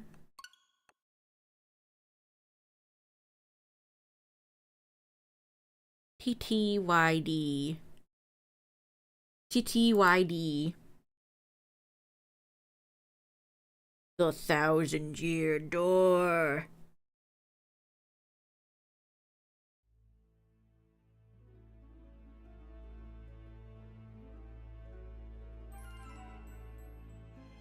Oh, no thanks, Tyler. I'm gonna pass on that suggestion, thanks.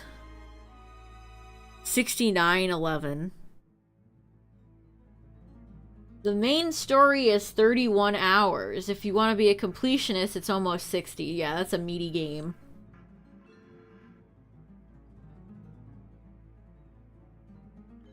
I would say that's a meaty game.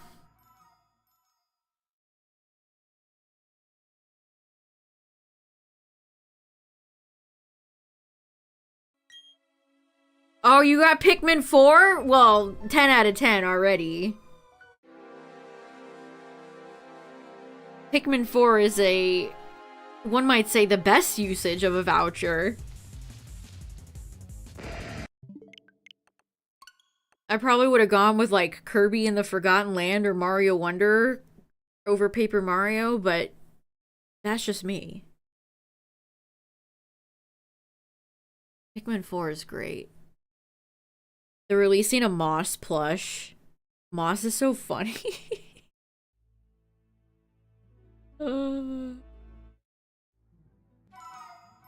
Yeah, Forgotten Land is so good. That's such a polished, wonderful game.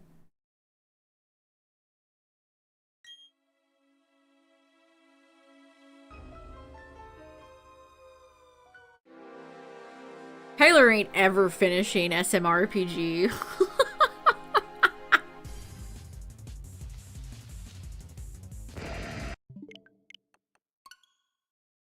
That game ain't ever getting finished.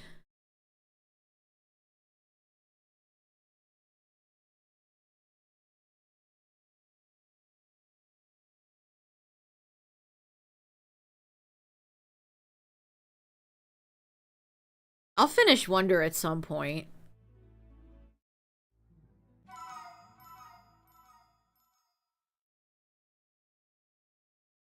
I still haven't even really checked out all the Stardew Valley update stuff.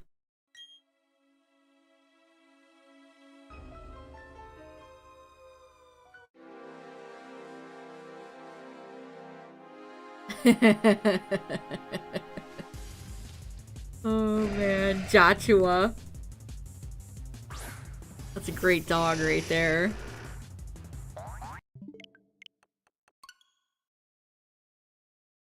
Yeah, Forgotten Land was so good. Great soundtrack too. And the ending of that game had me hollering.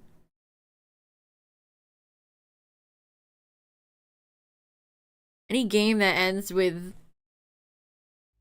Kirby turning into like an Optimus Prime ass truck, 10 out of 10.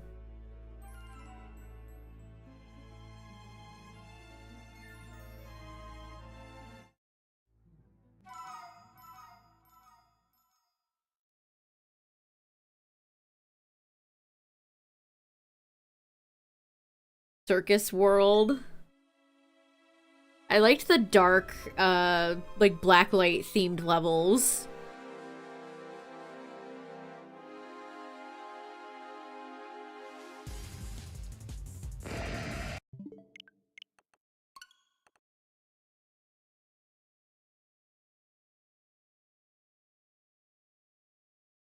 Kirby in the Forgotten Land also had a fun fishing game. Well, I mean, that's the meme, right? Kirby games always end with an eldritch horror.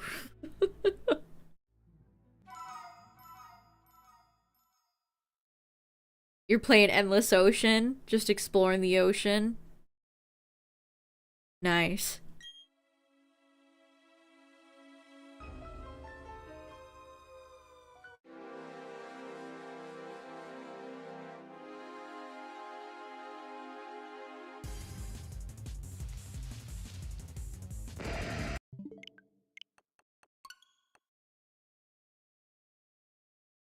3D World bland? I wouldn't say so.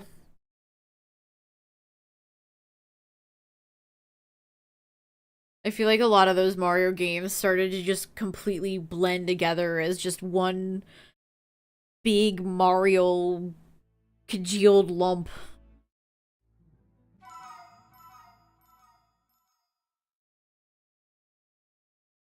The Kirby game where Kirby's in a mech is, I just don't like mech stuff. I am just not interested in robots or mechs, so that personally does not appeal to me. Yeah, Mario 3D slurry, that's a good way to describe it.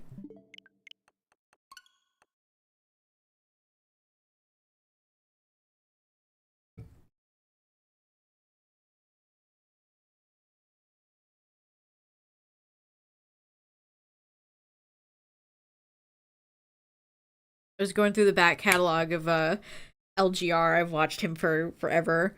And he had a video where he unboxed a new GameCube. Well, you know, new.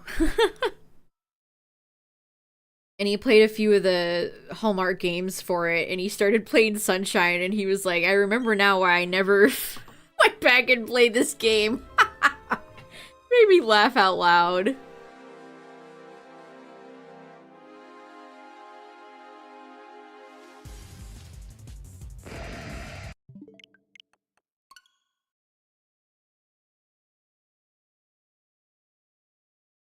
Also, another YouTuber I watch was talking about how his mom was playing through all the 3D Mario games, so she started with like 64 and then moved up to Sunshine and wasn't enjoying it, so she skipped it and went right to Galaxy. Thought that was funny.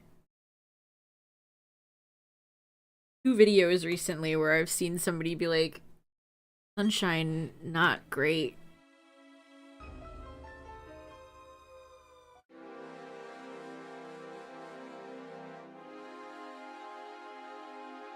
Super Mario Slurry! Can't believe they got rid of Charles Martinet, chat.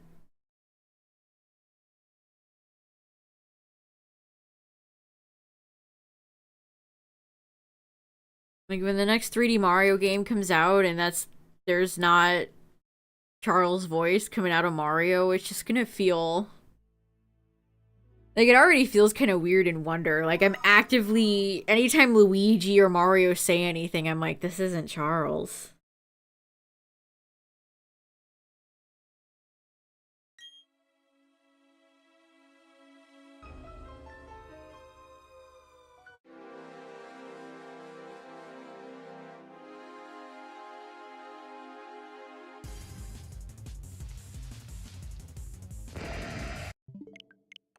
Toadsworth.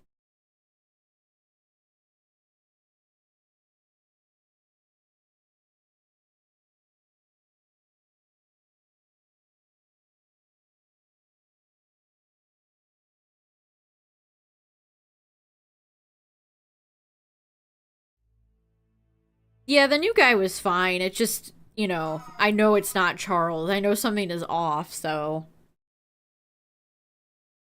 Definitely not an easy job to be the replacement voice actor for Mario.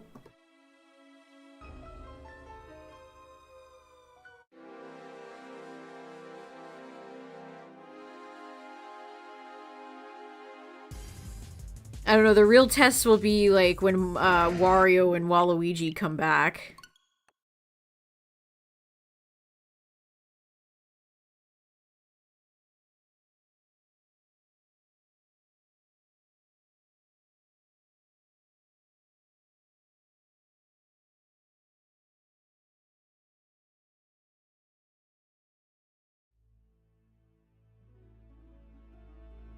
That was still Charles, wasn't it? Or was it not? There's so many Wario games that I like completely have lost track. Talk about something that's kind of blended all together. Which one of those did you buy, Tyler? I know you bought one of the Wario games for Switch. You like barely played it. Par for the course for you though.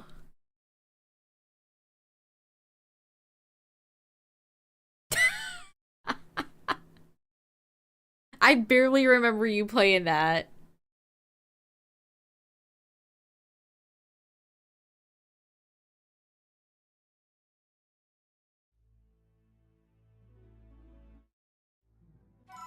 Wario, get it together. The funny title. Get it together, man.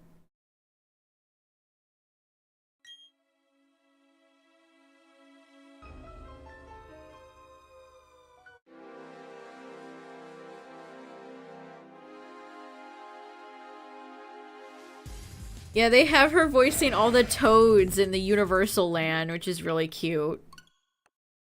That has to hurt her voice. Doing the toad voice.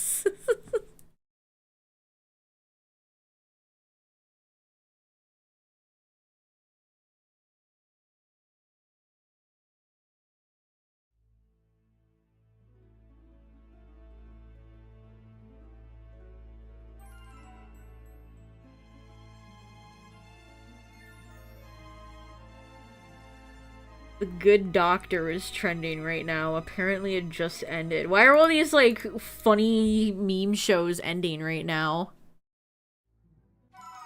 I straight up can't do a toad, unfortunately. I can't get my voice to sound like that.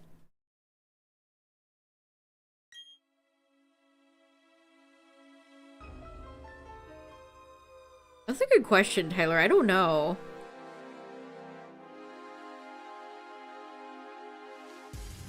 What's Toad's Japanese name is,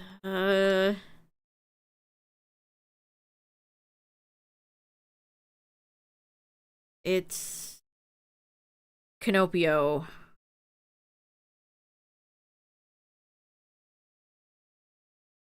Canopio.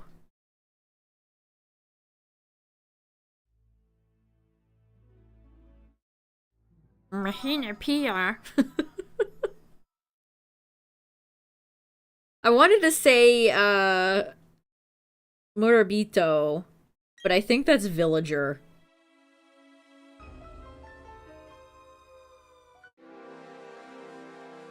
Murabito.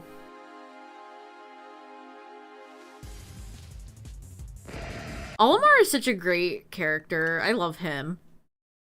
He's such an underrated Nintendo protagonist.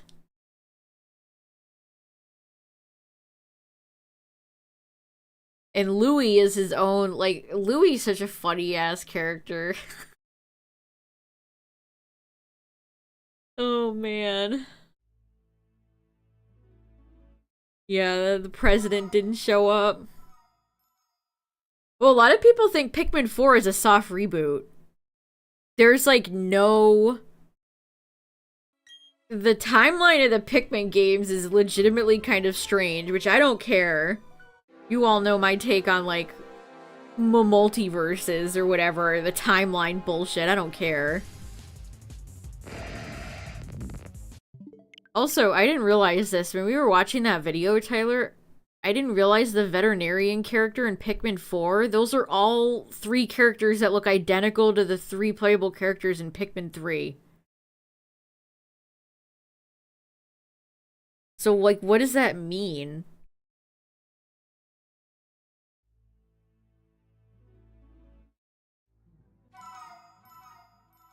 The PLA ancestors. The Pikmin ancestors. That's funny. Brittany, Glorp, and Gonzo. I don't know their names.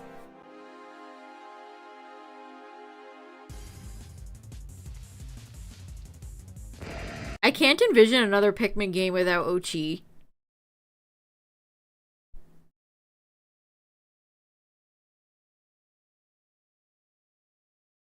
If we ever do, you know, in the next decade, get Pikmin 5. Who knows?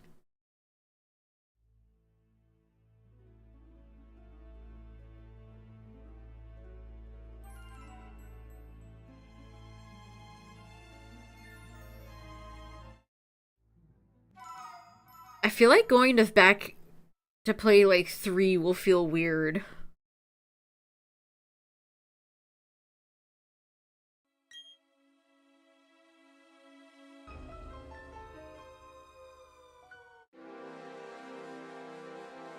I think 2 is the one that's the most contentious. Well, you know, besides Hey Pikmin. But that's a given. Hey Pikmin is just kind of in the corner by itself. We don't need to talk about Hey Pikmin.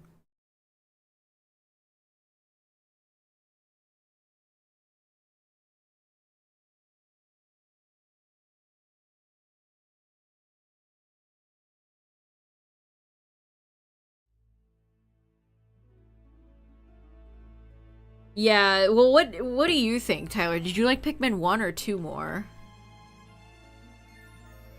Studio 8 Balan Wonderland. Oh no. Yeah, the gauntlet of caves in Pikmin 2 is very brutal.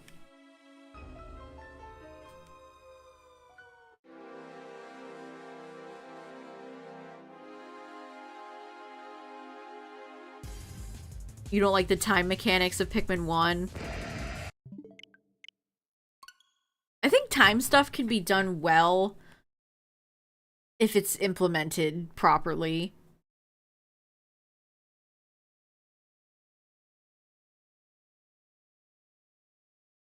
Like, I like in Pikmin 4 playing, and then the it's like the day starts to end, and you gotta hurry up and go grab all your rogue Pikmin.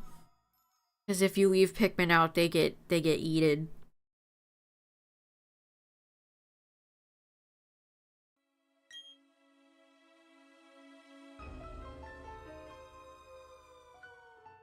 I would just straight up reset or go back in time if I had lost Pikmin in Pikmin 4.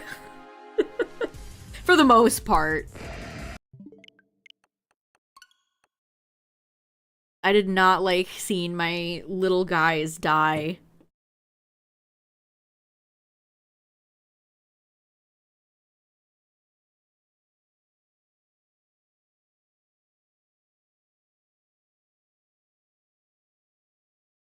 Pikmin, Pikmin, Pikmin, Pikmin, Pikmin, Pikmin, Pikmin.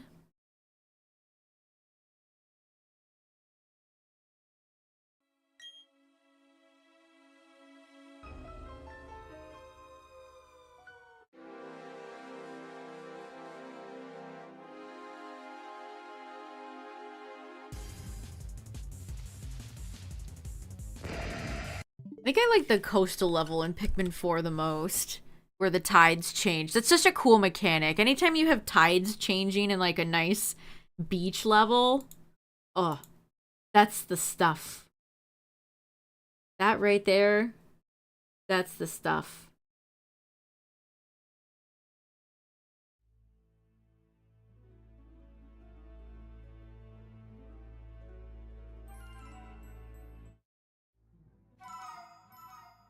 A lot of the, like, crabs and stuff like that, too, are just fun enemies. Yeah, all the levels were good. I like the level inside the house, too. That's such a unique and fun location. And you find a lot of fun items in there.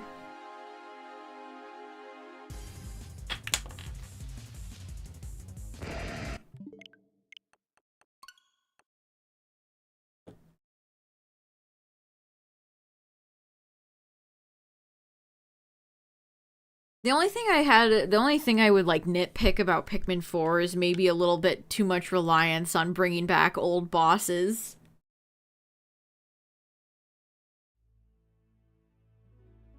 Like, no more, like, Emperor Bulbacks.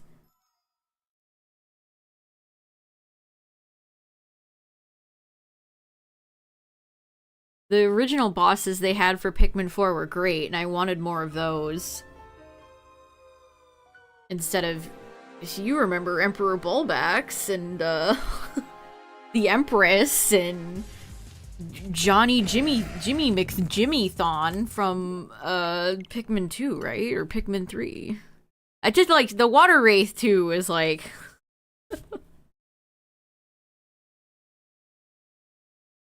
yeah, there's a lot of you fight Emperor Bulbacks a lot. There's like little Emperor Bulbacks, and then there's like Supreme Leader Emperor Bulbacks.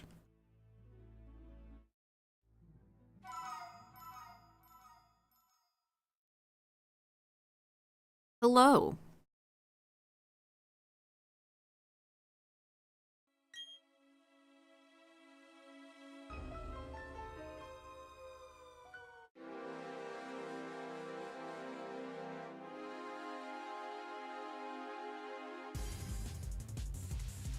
The DJ Spider one was probably my favorite boss. That was so cool.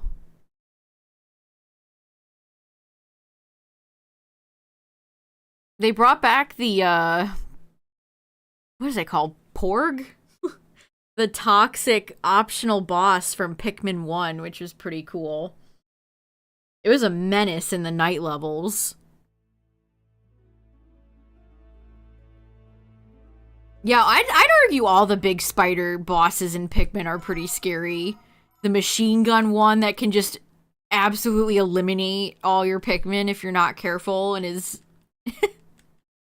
usually is surrounded by water. Or the tall green one. Oh my god, the tall green one gave me so much trouble in one of the night levels. Because it takes forever for your... So the big spider enemies, you have to throw your Pikmin and they have to climb its legs.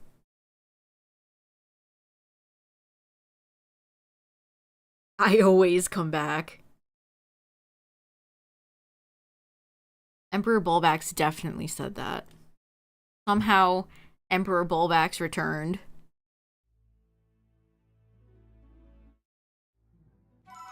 The night levels were really cool. I hope they keep bringing those back with the glow Pikmin.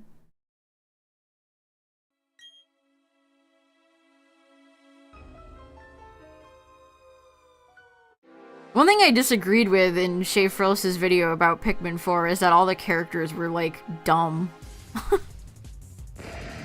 I liked the captain and the crew. And, like, Lonnie.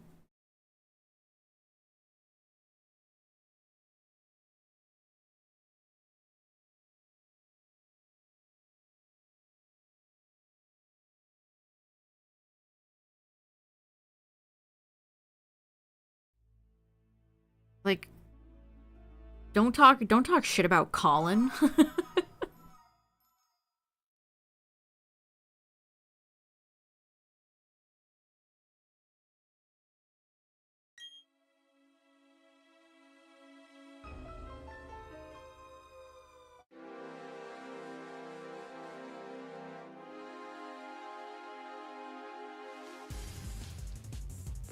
Yeah, it's like, that's one thing that's really funny. How many times is Olimar gonna crash on the Pikmin planet?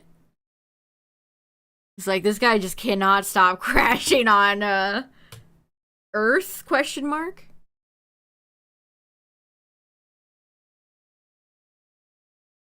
And the levels, in Pikmin 4 where you get to play as Olimar are so fun, too. When you get to play with Moss. Oh, it's a good-ass game. Good game. Good game.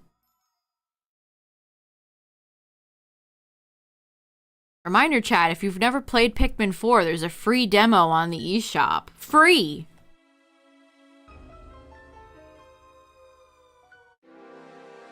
And it's a pretty lengthy, fun demo. And Pikmin 4 is a great game to... You don't need to play Pikmin 1, 2, or 3 to enjoy 4.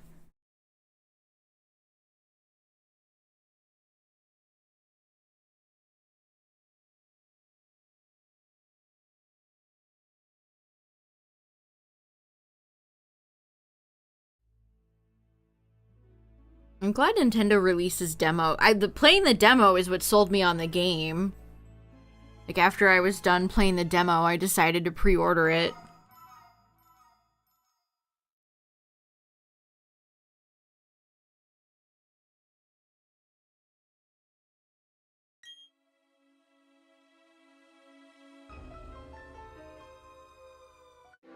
Yeah, there's an item called the Pick Carrot that attracts Bulborbs and the like. That was so bogus. Limited number of plays. I do remember that. If you hit 0 on all your demos, your 3DS catches fire.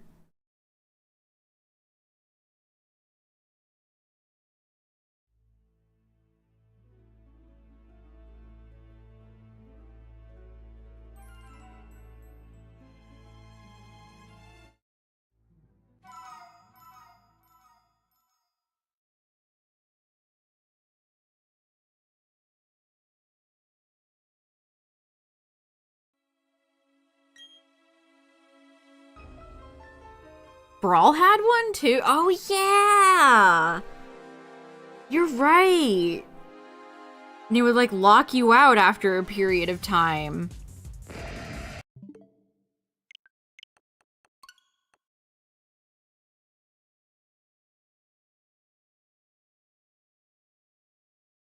And of course, Pokemon's no stranger to having demos, and then they leave all the data in there, so data miners immediately get every Pokemon from the decks from the demo. Oh man. Good times.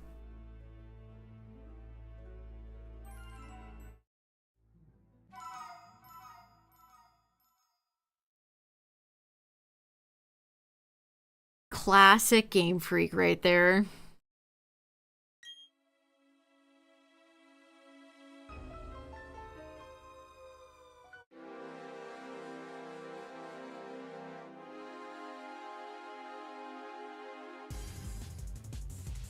I was gonna play the Princess Peach game demo and I just kind of forgot about it.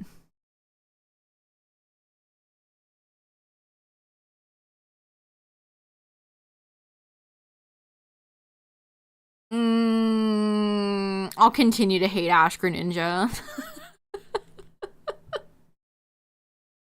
I'll continue to hate on that dumbass Pokemon.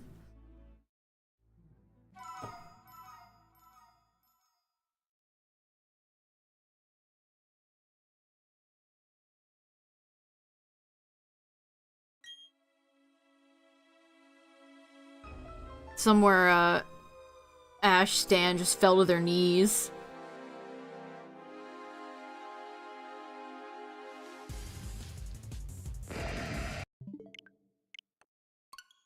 I mean, I feel like the Princess Peach game was mostly made for younger audiences. I feel like... I don't know. I mean, Mario games are always made to appeal to everybody.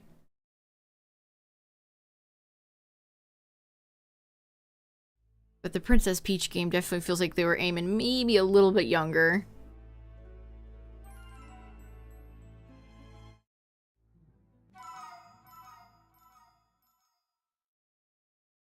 You got Megas? Did Oraz have a demo?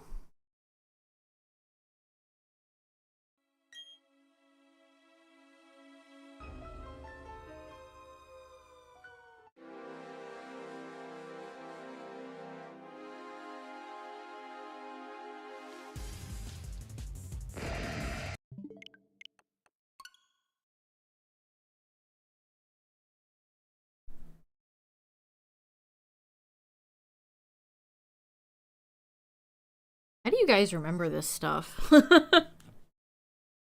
Like the demos and like the Mega Stone stuff? Gosh. I don't remember none of that.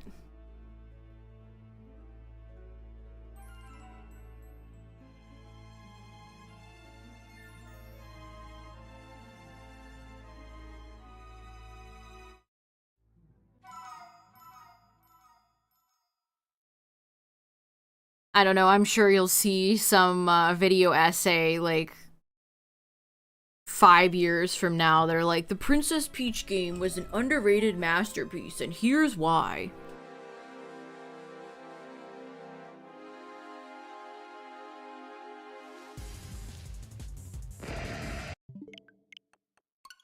I mean, I feel like it's fine to just release a enjoyable, fun little game. Not everything has to be like Game of the Year contender. I feel like it's perfectly fine to just have a fun little side game every now and then, you know? I think it still made them money. Yeah, that's the real one. Is secretly the best Mario game?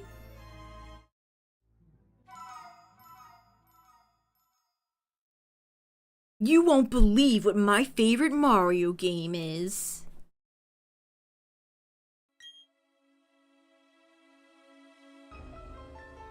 Every Mario game deserves to be remembered. I don't know if I agree with that. Most do. But like every single one, I'm not sure about that.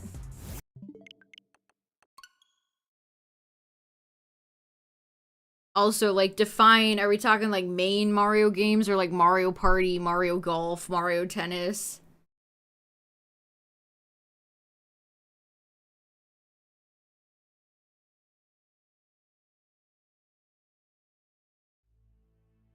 Mario Dance Dance Revolution, yes, yes. Extremely, extremely great game right there.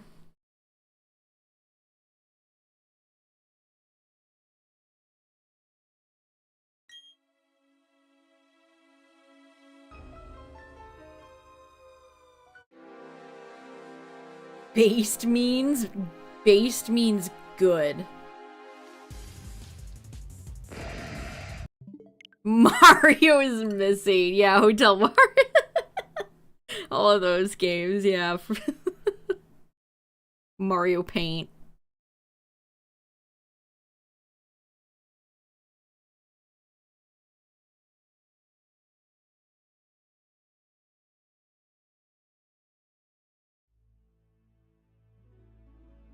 I don't know, probably like a lot of the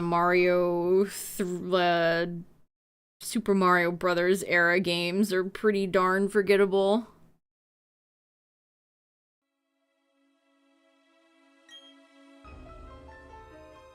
I feel like you can use peak and based pretty interchangeably.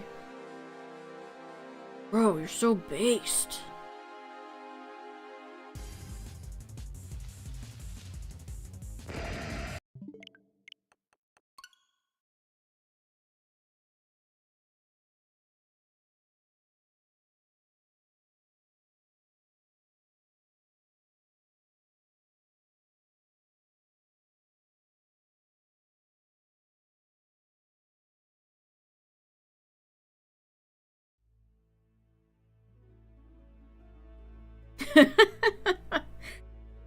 I don't know, like, I literally just had to Google it. New Super Mario Bros. 2. There you go.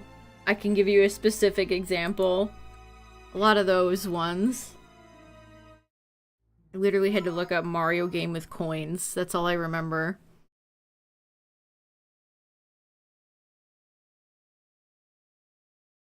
Now, where it came from, I couldn't tell you.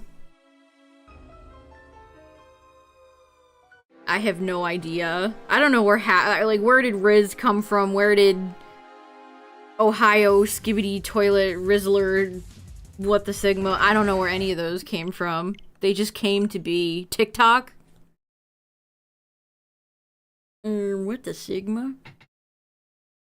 Good night, Enzo. Have a good one.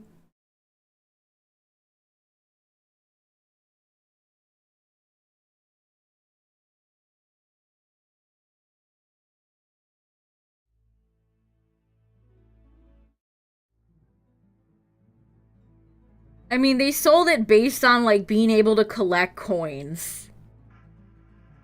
Like, no You can collect a lot of coins.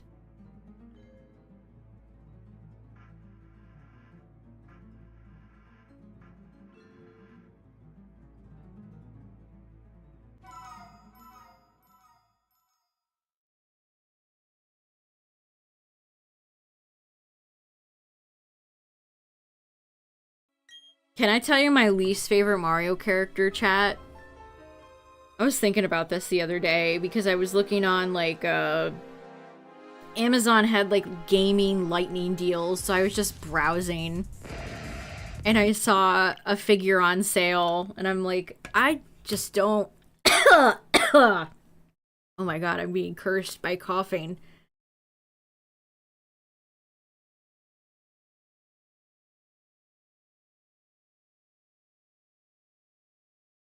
Ugh. This is gonna be good. It's really not. It's Nabbit. I don't like Nabbit. That's his name, right? I wanted to say Rabbit, but that's not. Yeah, his name is Nabbit. I don't like that character, chat. That character sucks. I hate that character. I don't like him. I'm like crying. It just has nothing going for it. I just don't like it at all.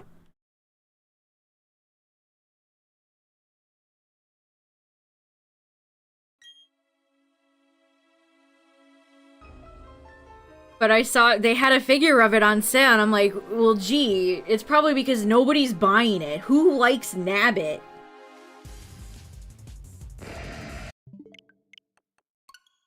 It looks like a Raving Rabbids character with a stupid Bowser like, that's Bowser Jr.'s aesthetic. You can't take that from Bowser Jr.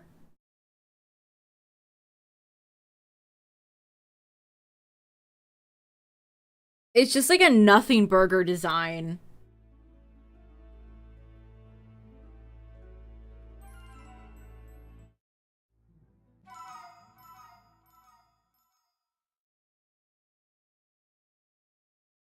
Yeah, there's my hot take. I don't like Nabbit. Absolutely sauceless, unlikable character. Just a purple bunny with Bowser Jr.'s face bandana.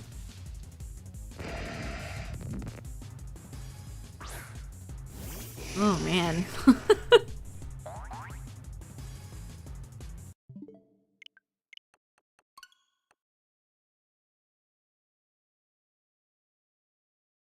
I don't know, are there any other, like, Nintendo or Mario characters that are, like, bad?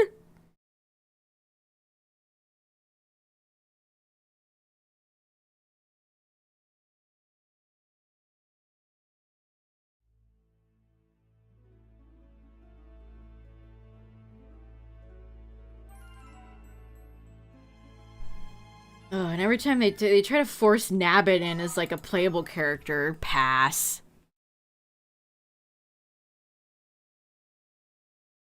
I can't think of many Mario characters outside of Nabbit that I actively don't like. 1555.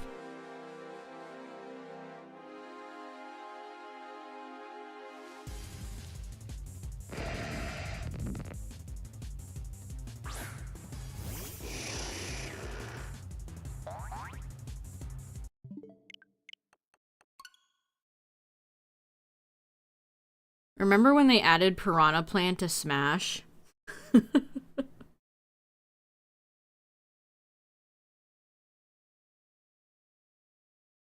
Pink Gold Peach. Do they count? Would that count as a character? I feel like they're just kind of skins. Peach, oh god.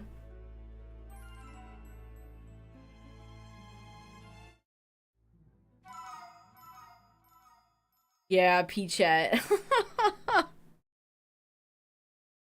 Yeah, Tyler, you bring up a good point there. You got a good one there. Bizarro. Why did that exist?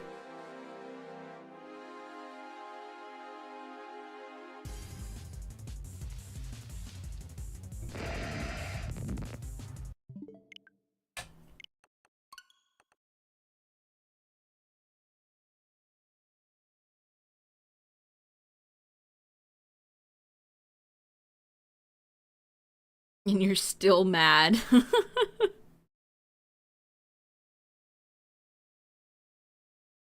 Yeah, Mario Kart, the later Mario Karts have had some interesting characters on the roster.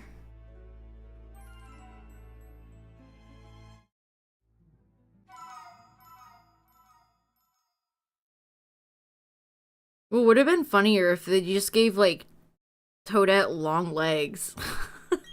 Why have her turn into Peach? That's so weird.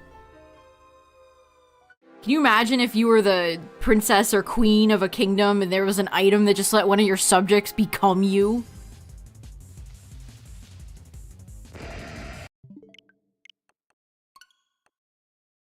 Very weird.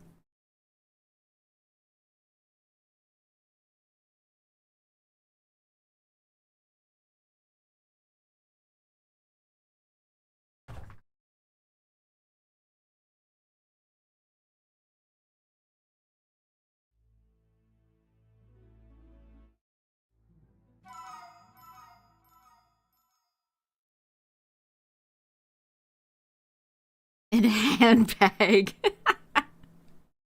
That would have been, a million times better.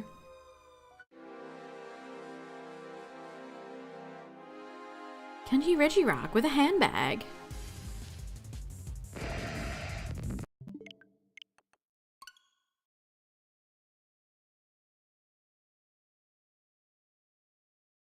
No. Man, nothing is safe on Google.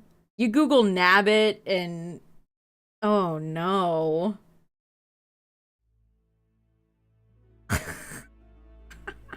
Why did they make so much merchandise of it as well? Like, what's going on?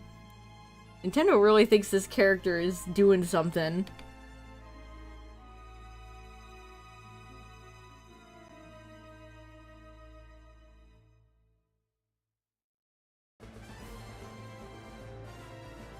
Also, there's a thing with big purple letters that just says the truth about Nabbit. I can see a clickbait thing. I know a clickbait thing when I see one. What truth? There is no truth. The dark truth about your favorite Nintendo character.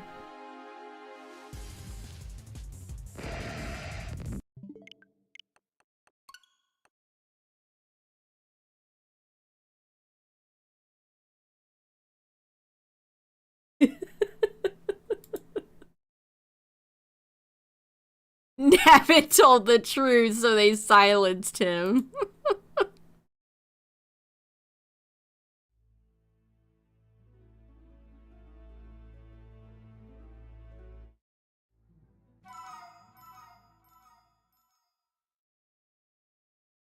Yeah, I mean, I guess shame on me for thinking that a character like Nabbit would be excluded from that type of degeneracy.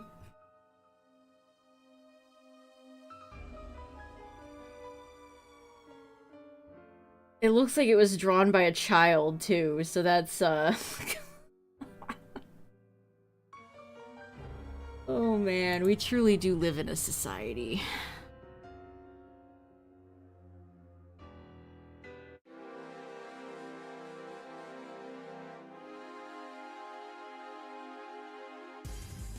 Animating is hard as shit.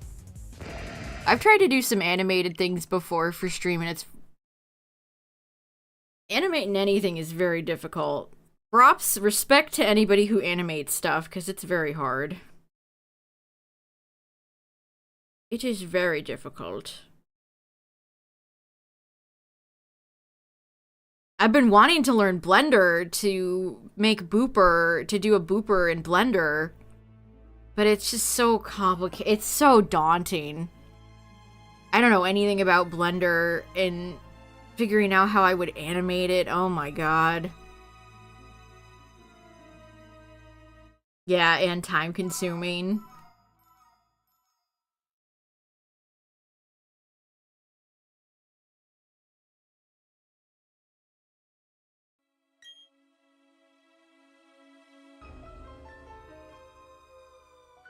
You can get Blender on Steam, by the way.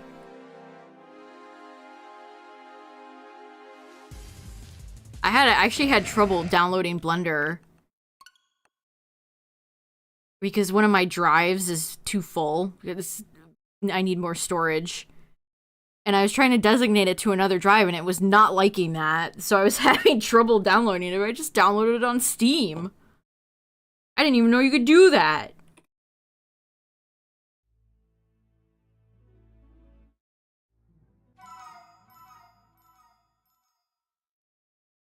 The more you know.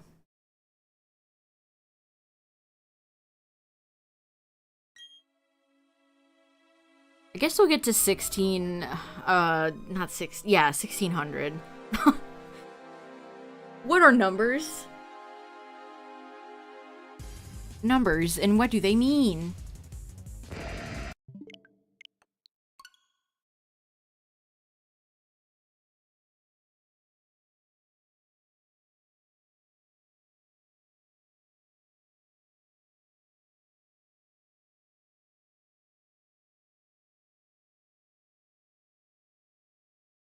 Should I play music the next time I do this, chat?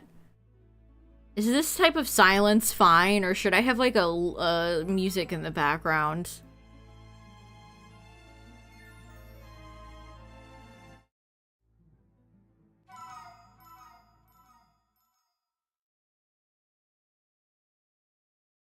Play music.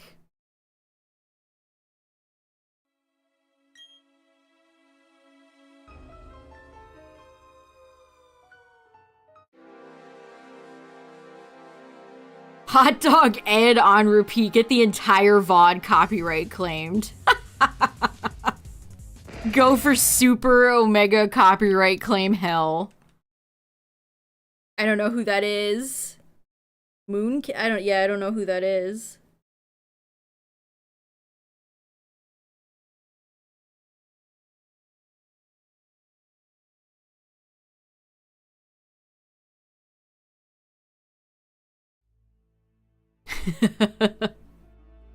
You don't recall the tales of old Hot Dog Ed? Here, I'll bring him back just this time. Just this once for you, chat. Here you go.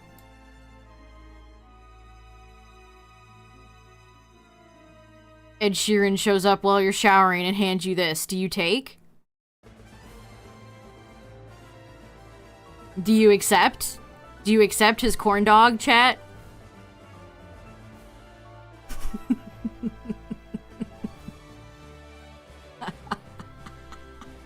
I love the hearts and the stars. Whoever made this did a fantastic job. Thanks, Ed. When no one's got me, I know Ed's got me, chat. He looks like a cryptid.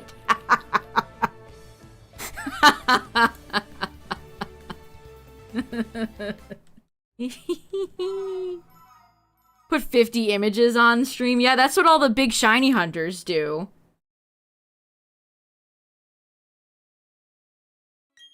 Going for a walk in the woods. Shiny hunting. Chewbacca.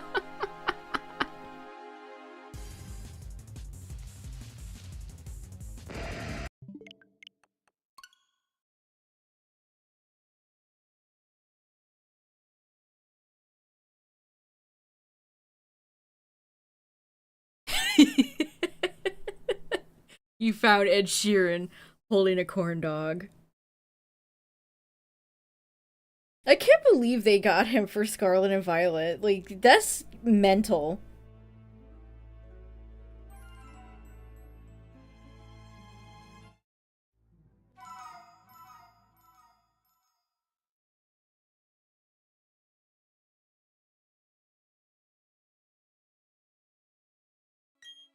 That is absolutely crazy that that happened.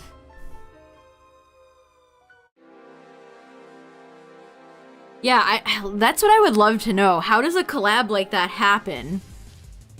I almost feel like it's the opposite. I felt like they wanted a celebrity to do a song and they reached out to him.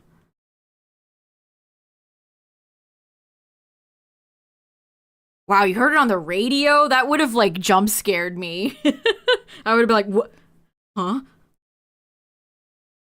If you have ketchup or mustard, he will let you go. Why him? He was probably more affordable than a lot of other celebrity singers. Like, they can't afford, like, Taylor Swift.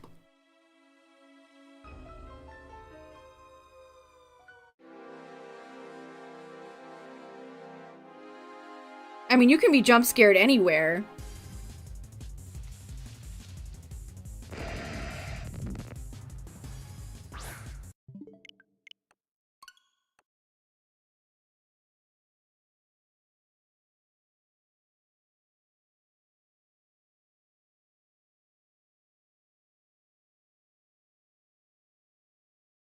I mean, this was before Taylor's, like, I mean, she's always been popular, but, like, ascension to humongo stardom. So maybe they could have gotten her. I don't know. I don't even know if she likes Pokemon. We know Ed Sheeran does, because Ed Sheeran had old tweets from Black and White era about liking Black and White. I don't know how Miss Swift feels about the Pokemon franchise. I think Travis Kelce likes Pokemon.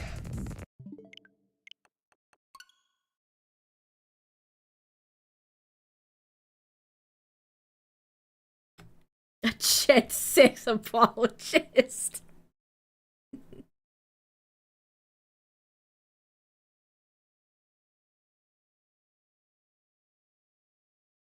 If I type in does Taylor Swift, the first one is have siblings.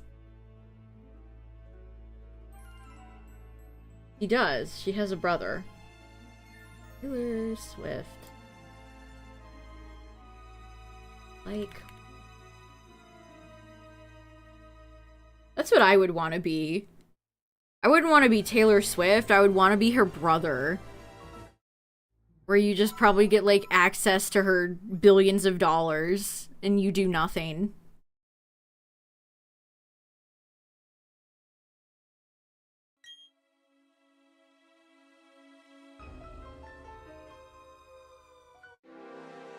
Nothing comes up if you Google does Taylor Swift like Pokemon. Apparently she likes cats, so maybe she would like Skitty. Or Meowth.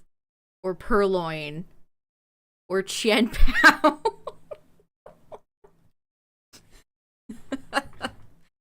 Her favorite Pokemon is Chien Pao.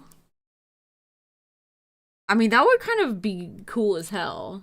I would respect somebody if they were like, my favorite Pokemon is Chien Pao.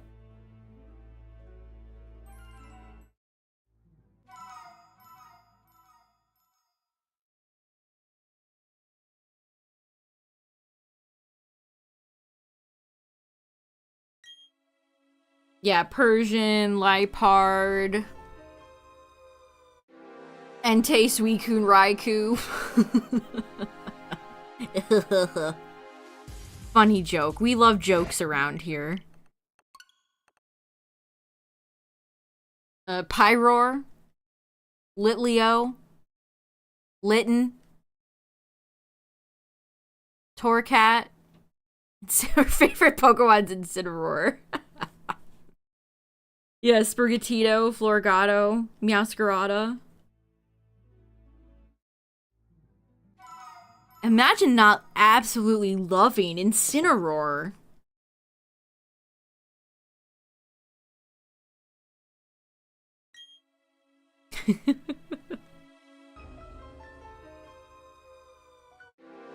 Incineroar is a funny guy. You guys are just mean.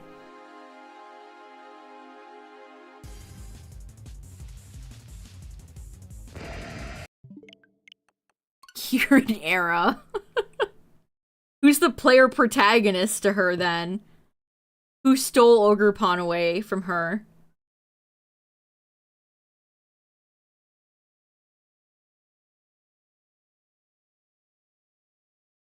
Katy Perry. Katy Perry just quit American Idol, which I can't believe that show is still going. And, I think she's gonna do another album. I think you were right the first time. Yeah, that's one of those names that can be spelled a bunch of different ways. Yeah, that show still exists.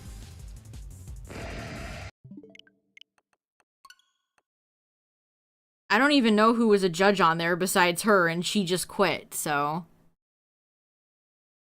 Defunctland did a really, good video about the American Idol experience in Disney. That jogged a lot of my memories, watching early American Idol. Yeah, I like Incineroar. He's funny.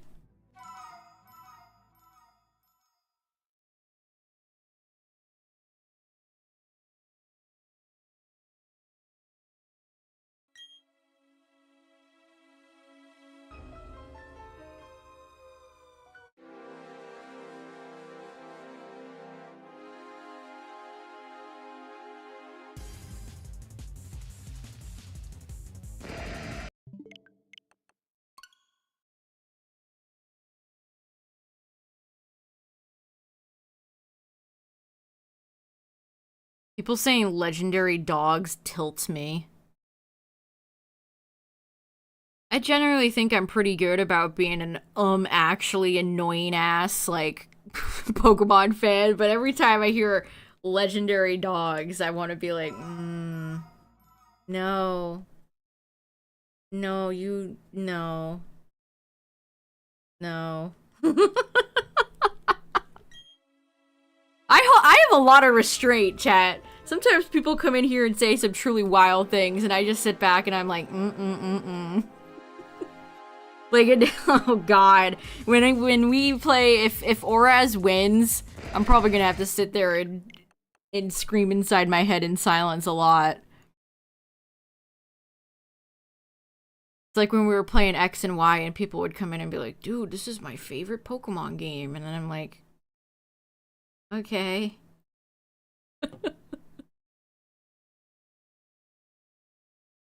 Not mine. It's certainly not mine.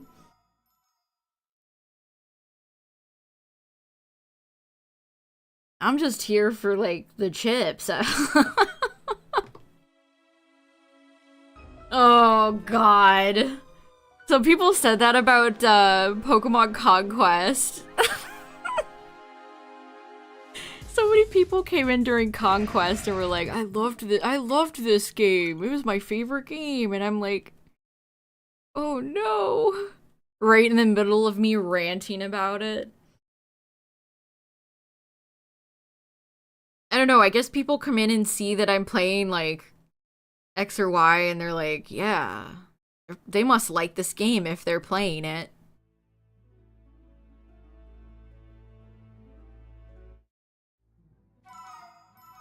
Conquest was a very interesting game. I can see why people like it, but maybe not a game I ever would like to revisit, I'll say. Maybe not a game... Maybe not one of my personal favorite Pokemon side games.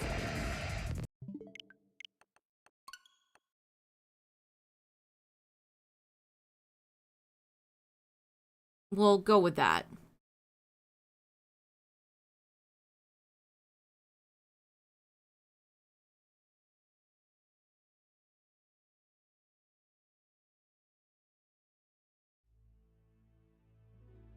Oh, Conquest made me mad. Conquest is one of those games that could be better. I see the potential in it. Like I said, I understand why people like it. And if it was tweaked, it could have been a lot better of a game, I think. Yeah, I kind of felt empty inside too. That's relatable, Midnight. The vibes were off.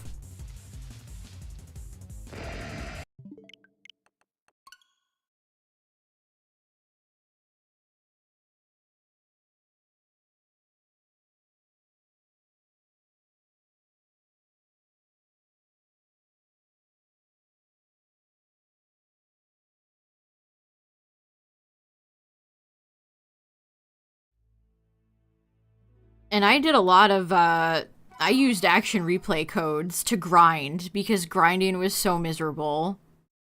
I think I spent like an hour off stream grinding because nobody would want to watch that. The game didn't give you a lot of opportunities to grind, and the time system was weird, the UI was weird, the jump in like difficulty in certain areas was really jarring. I think if the game had better pacing, better UI, and the game never explained itself either. They just kind of threw you in. I don't know, I'm glad I played it. I'm glad I finally got to play one of the few Pokemon games I've never touched in my life. But will I probably ever play it again? No.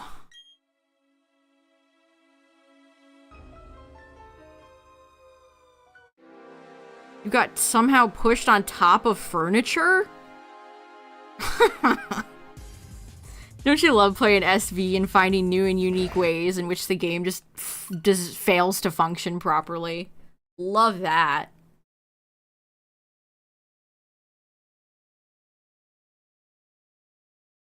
Yeah, you get clipped out of bounds.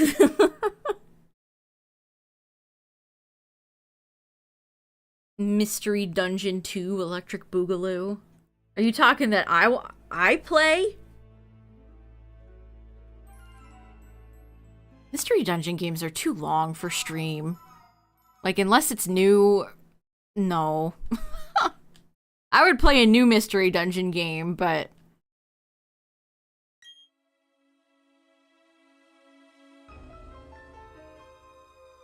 Those games are fun, but I think certain Pokemon fans blow a little too much smoke up their Pokemon asses.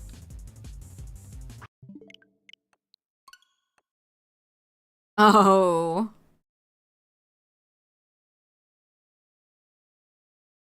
Wait, do I? Do I catch your drift? Are you talking like a new title? It's funny, I saw people being like, Pokemon Rogue, just go play Pokemon Mystery Dungeon.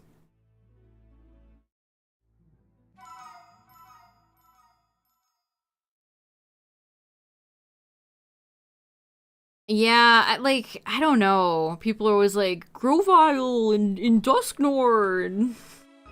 I cry every time. They're all kind of the same game. In different flavors with slightly different story, but they're all just the same ass video game.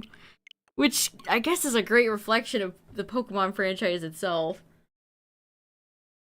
Same basic structure, slightly different story. Different guys. Like, you're in a little podunk village, and a bunch of Pokemon run some market stands, and it's like the same ass shit. Give me, like, a mystery dungeon in like a big sprawling city.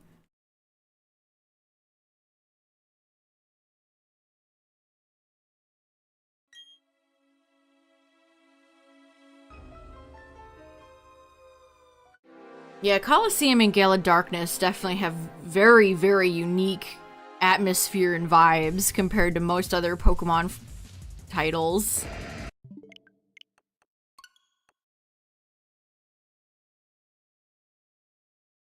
Play more Poke Rogue then. Is their Discord server still closed? Ay, caramba.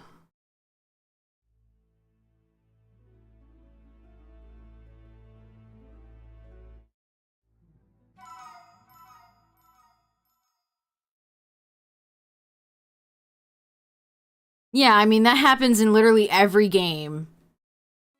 Your partner gets really sad when you return as a human.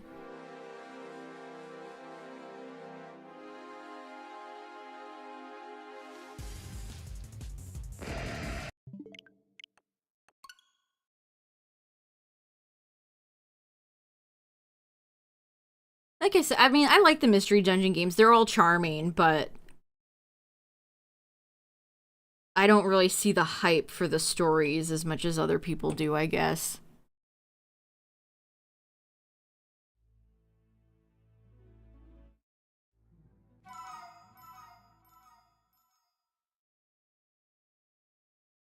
If I had to say my favorite thing about the Mystery Dungeon games, it would probably be, the music and the sprites. What do you mean if I played it when I was 8 years old? I had the DS one. I played the very first Mystery Dungeon when I was a kid. What are you talking about? Well, actually, you had to grow up with it and have nostalgic attachment to it. I did! I literally did.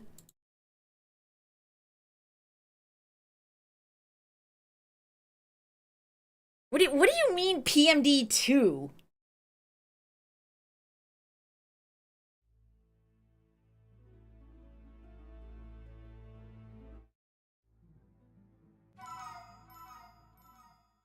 I feel like saying you had to like it when you were a kid is cope. You're admitting that it's shallow. And you had to like it when you were a kid. When you were a dumb little kid who had no concept of good games or not. I did play those games when I was a kid. I literally got those when they came out. So try again.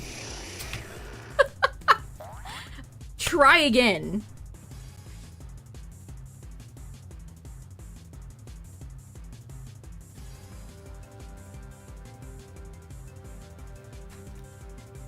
Pokemon fans, one day you'll learn to play another game.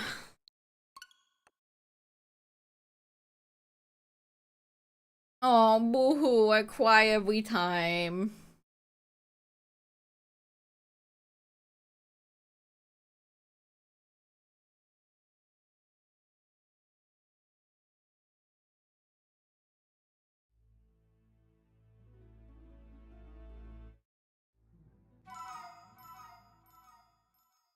Tyler causing trouble for the lols. He never does this. I can't believe it. Never before seen behavior out of him.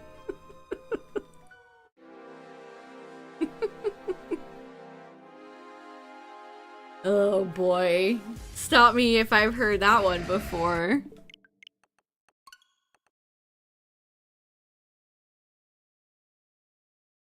Words, and what do they mean?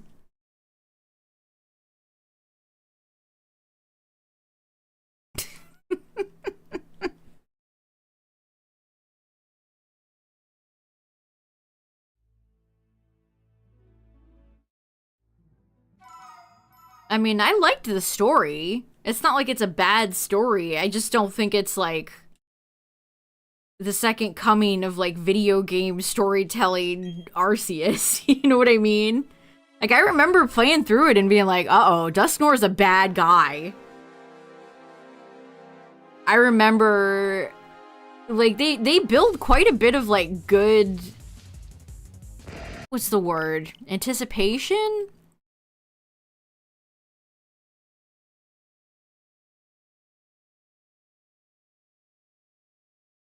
Like, you figure out pretty early on that Grovyle is a good guy. And Dusknoir is a baddie bad. And when Dusknoir comes into the village and is like, oh, I'm such a great guy. You're like, oh no. You're not a great guy. You're a villain. Emotional? I'm like, not emotional. It stirs up like, oh shit.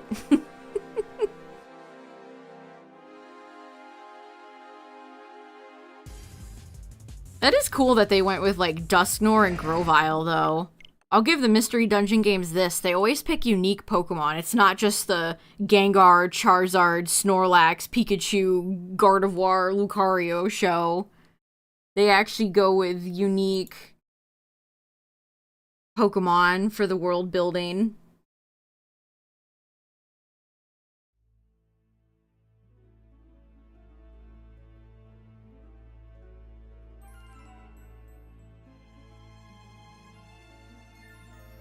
Especially since they start off portraying Dusknoir as a good guy.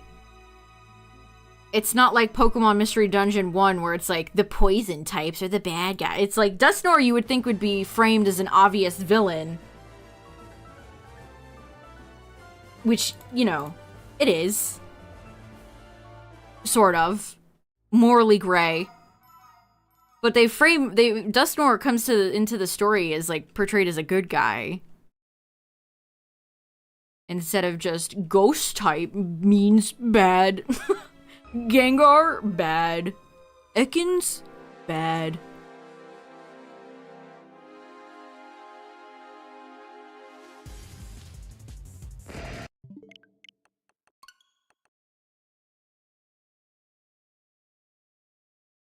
I do have to say this though, chat. I just don't really like Primal Dialga. I don't like the orange. Primal Dialga is kind of like Crystal Onyx, where people just won't let it go.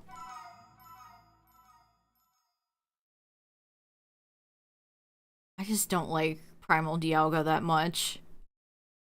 And it's funny because they, like, kind of predicted Primal Groudon and Kyogre. Like, that existed way before Primals were actually a real thing in the main franchise. I don't know if I do like it. Like, Origin Dialga is god-awful, but it's just a color swap. It's just, what if we turn Dialga's veins orange? Meh.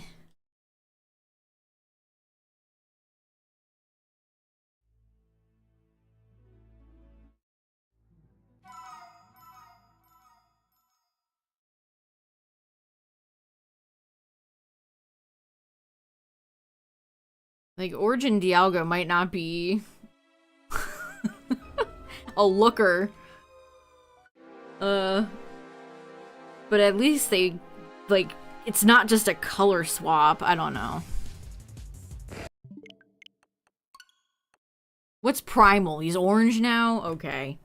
Dialga, the one who ate too many Doritos.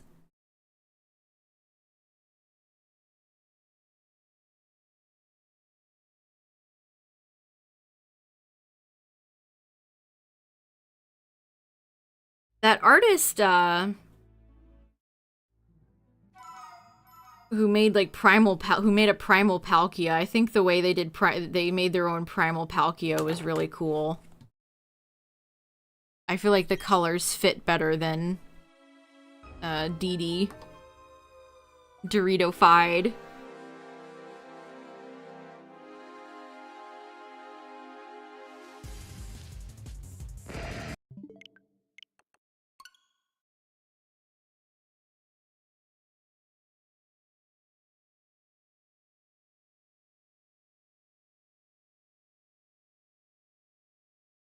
I wonder if we'll ever get another Primal Pokemon.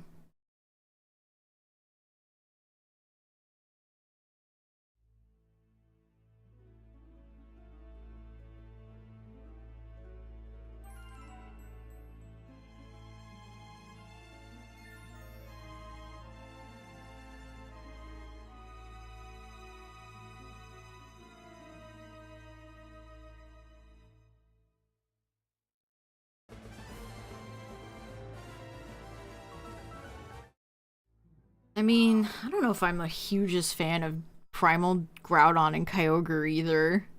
But maybe that's from seeing them so much in VGC. They were basically like gods, where everyone was running them.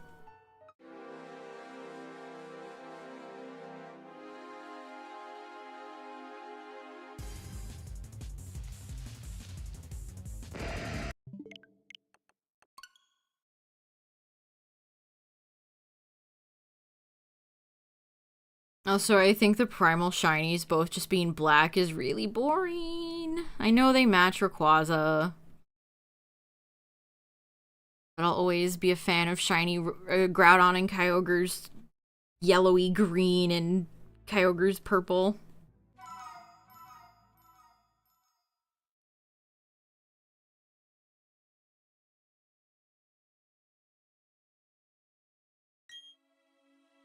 Alright, 1593. We're gonna stop at 1600. That was a fast 3 hours. And then I think we'll take a break from Darkrai and go back to Scarlet Violet for a little bit.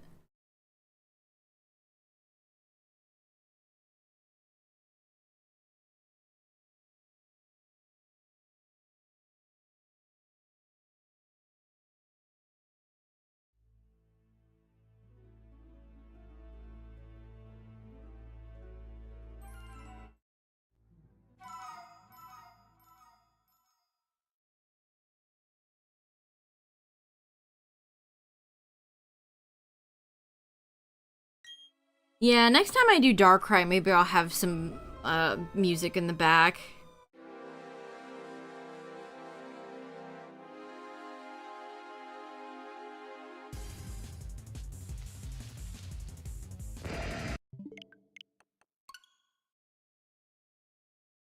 I mean, it's not what you want, chat. It's what I'm sick of doing.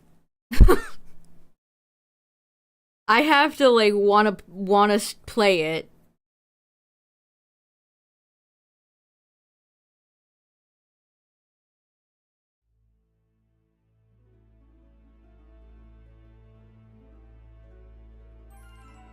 If I play the same thing over and over again, I'm gonna get sick of it. So I need to have a little variety.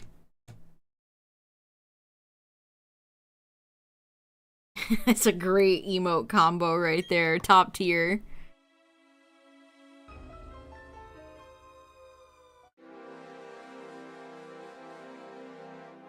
Absolute top tier.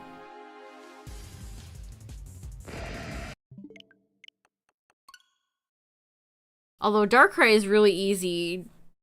I just have the controller with one hand because my left hand is still having tendonitis.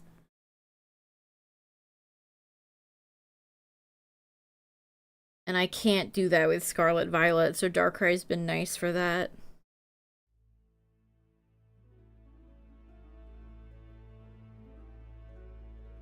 And again, I think we'll end the bid war Saturday.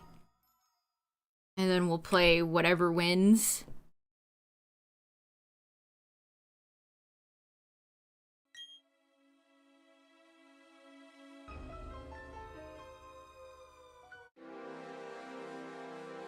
How long until my hand gets better? Great question. That's a great question.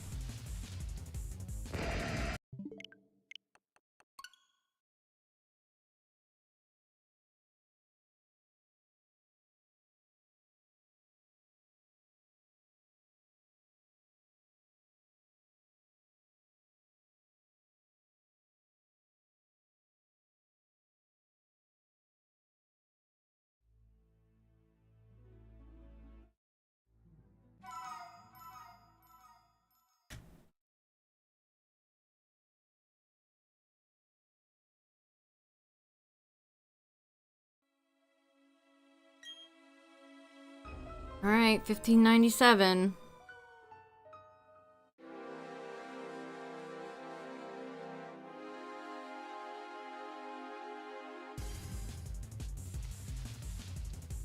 No. Surely 1598 will be the one.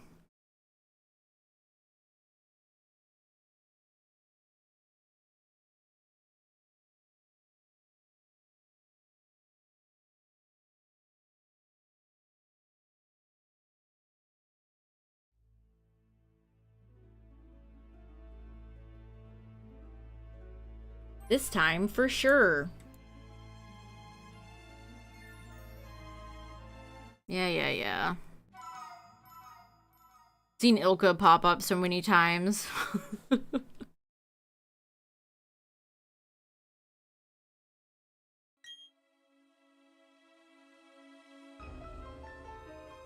Play that funky music, Darkrai.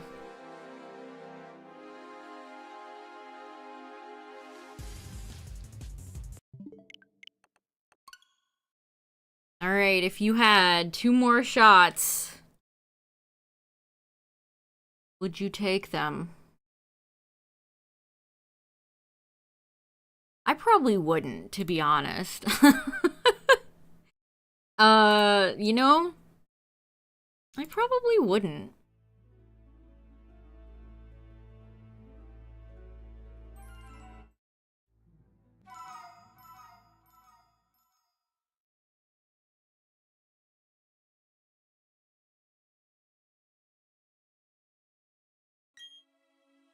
$15.99. On sale now for $15.99.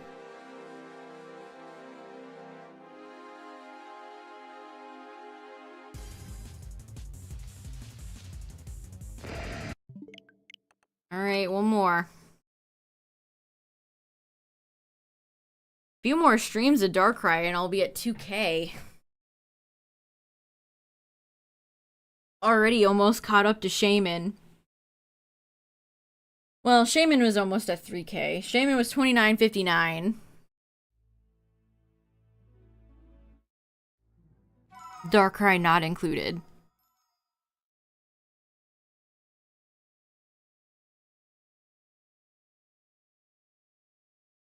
Here we go. Whee! And it's not shiny. Oh, Darkrai, you silly scallop, you rascal. Well, it'd be like that, chat. Look at this glossy mirror floor. I think I point this out every time, but it's still like, look at that. Look at those reflections. Those are some reflective reflections. But, yeah, thanks for hanging out tonight, everybody. I appreciate it. Thanks for all the follows. Whoops. I didn't mean to go back into the game again.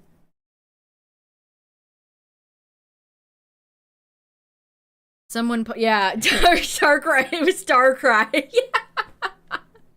It was Darkrai. It was Darkrai himself. Let's do one bonus one for the road, chat. I didn't mean to get into the game. That was literally muscle memory right there. 1601. This'll be it.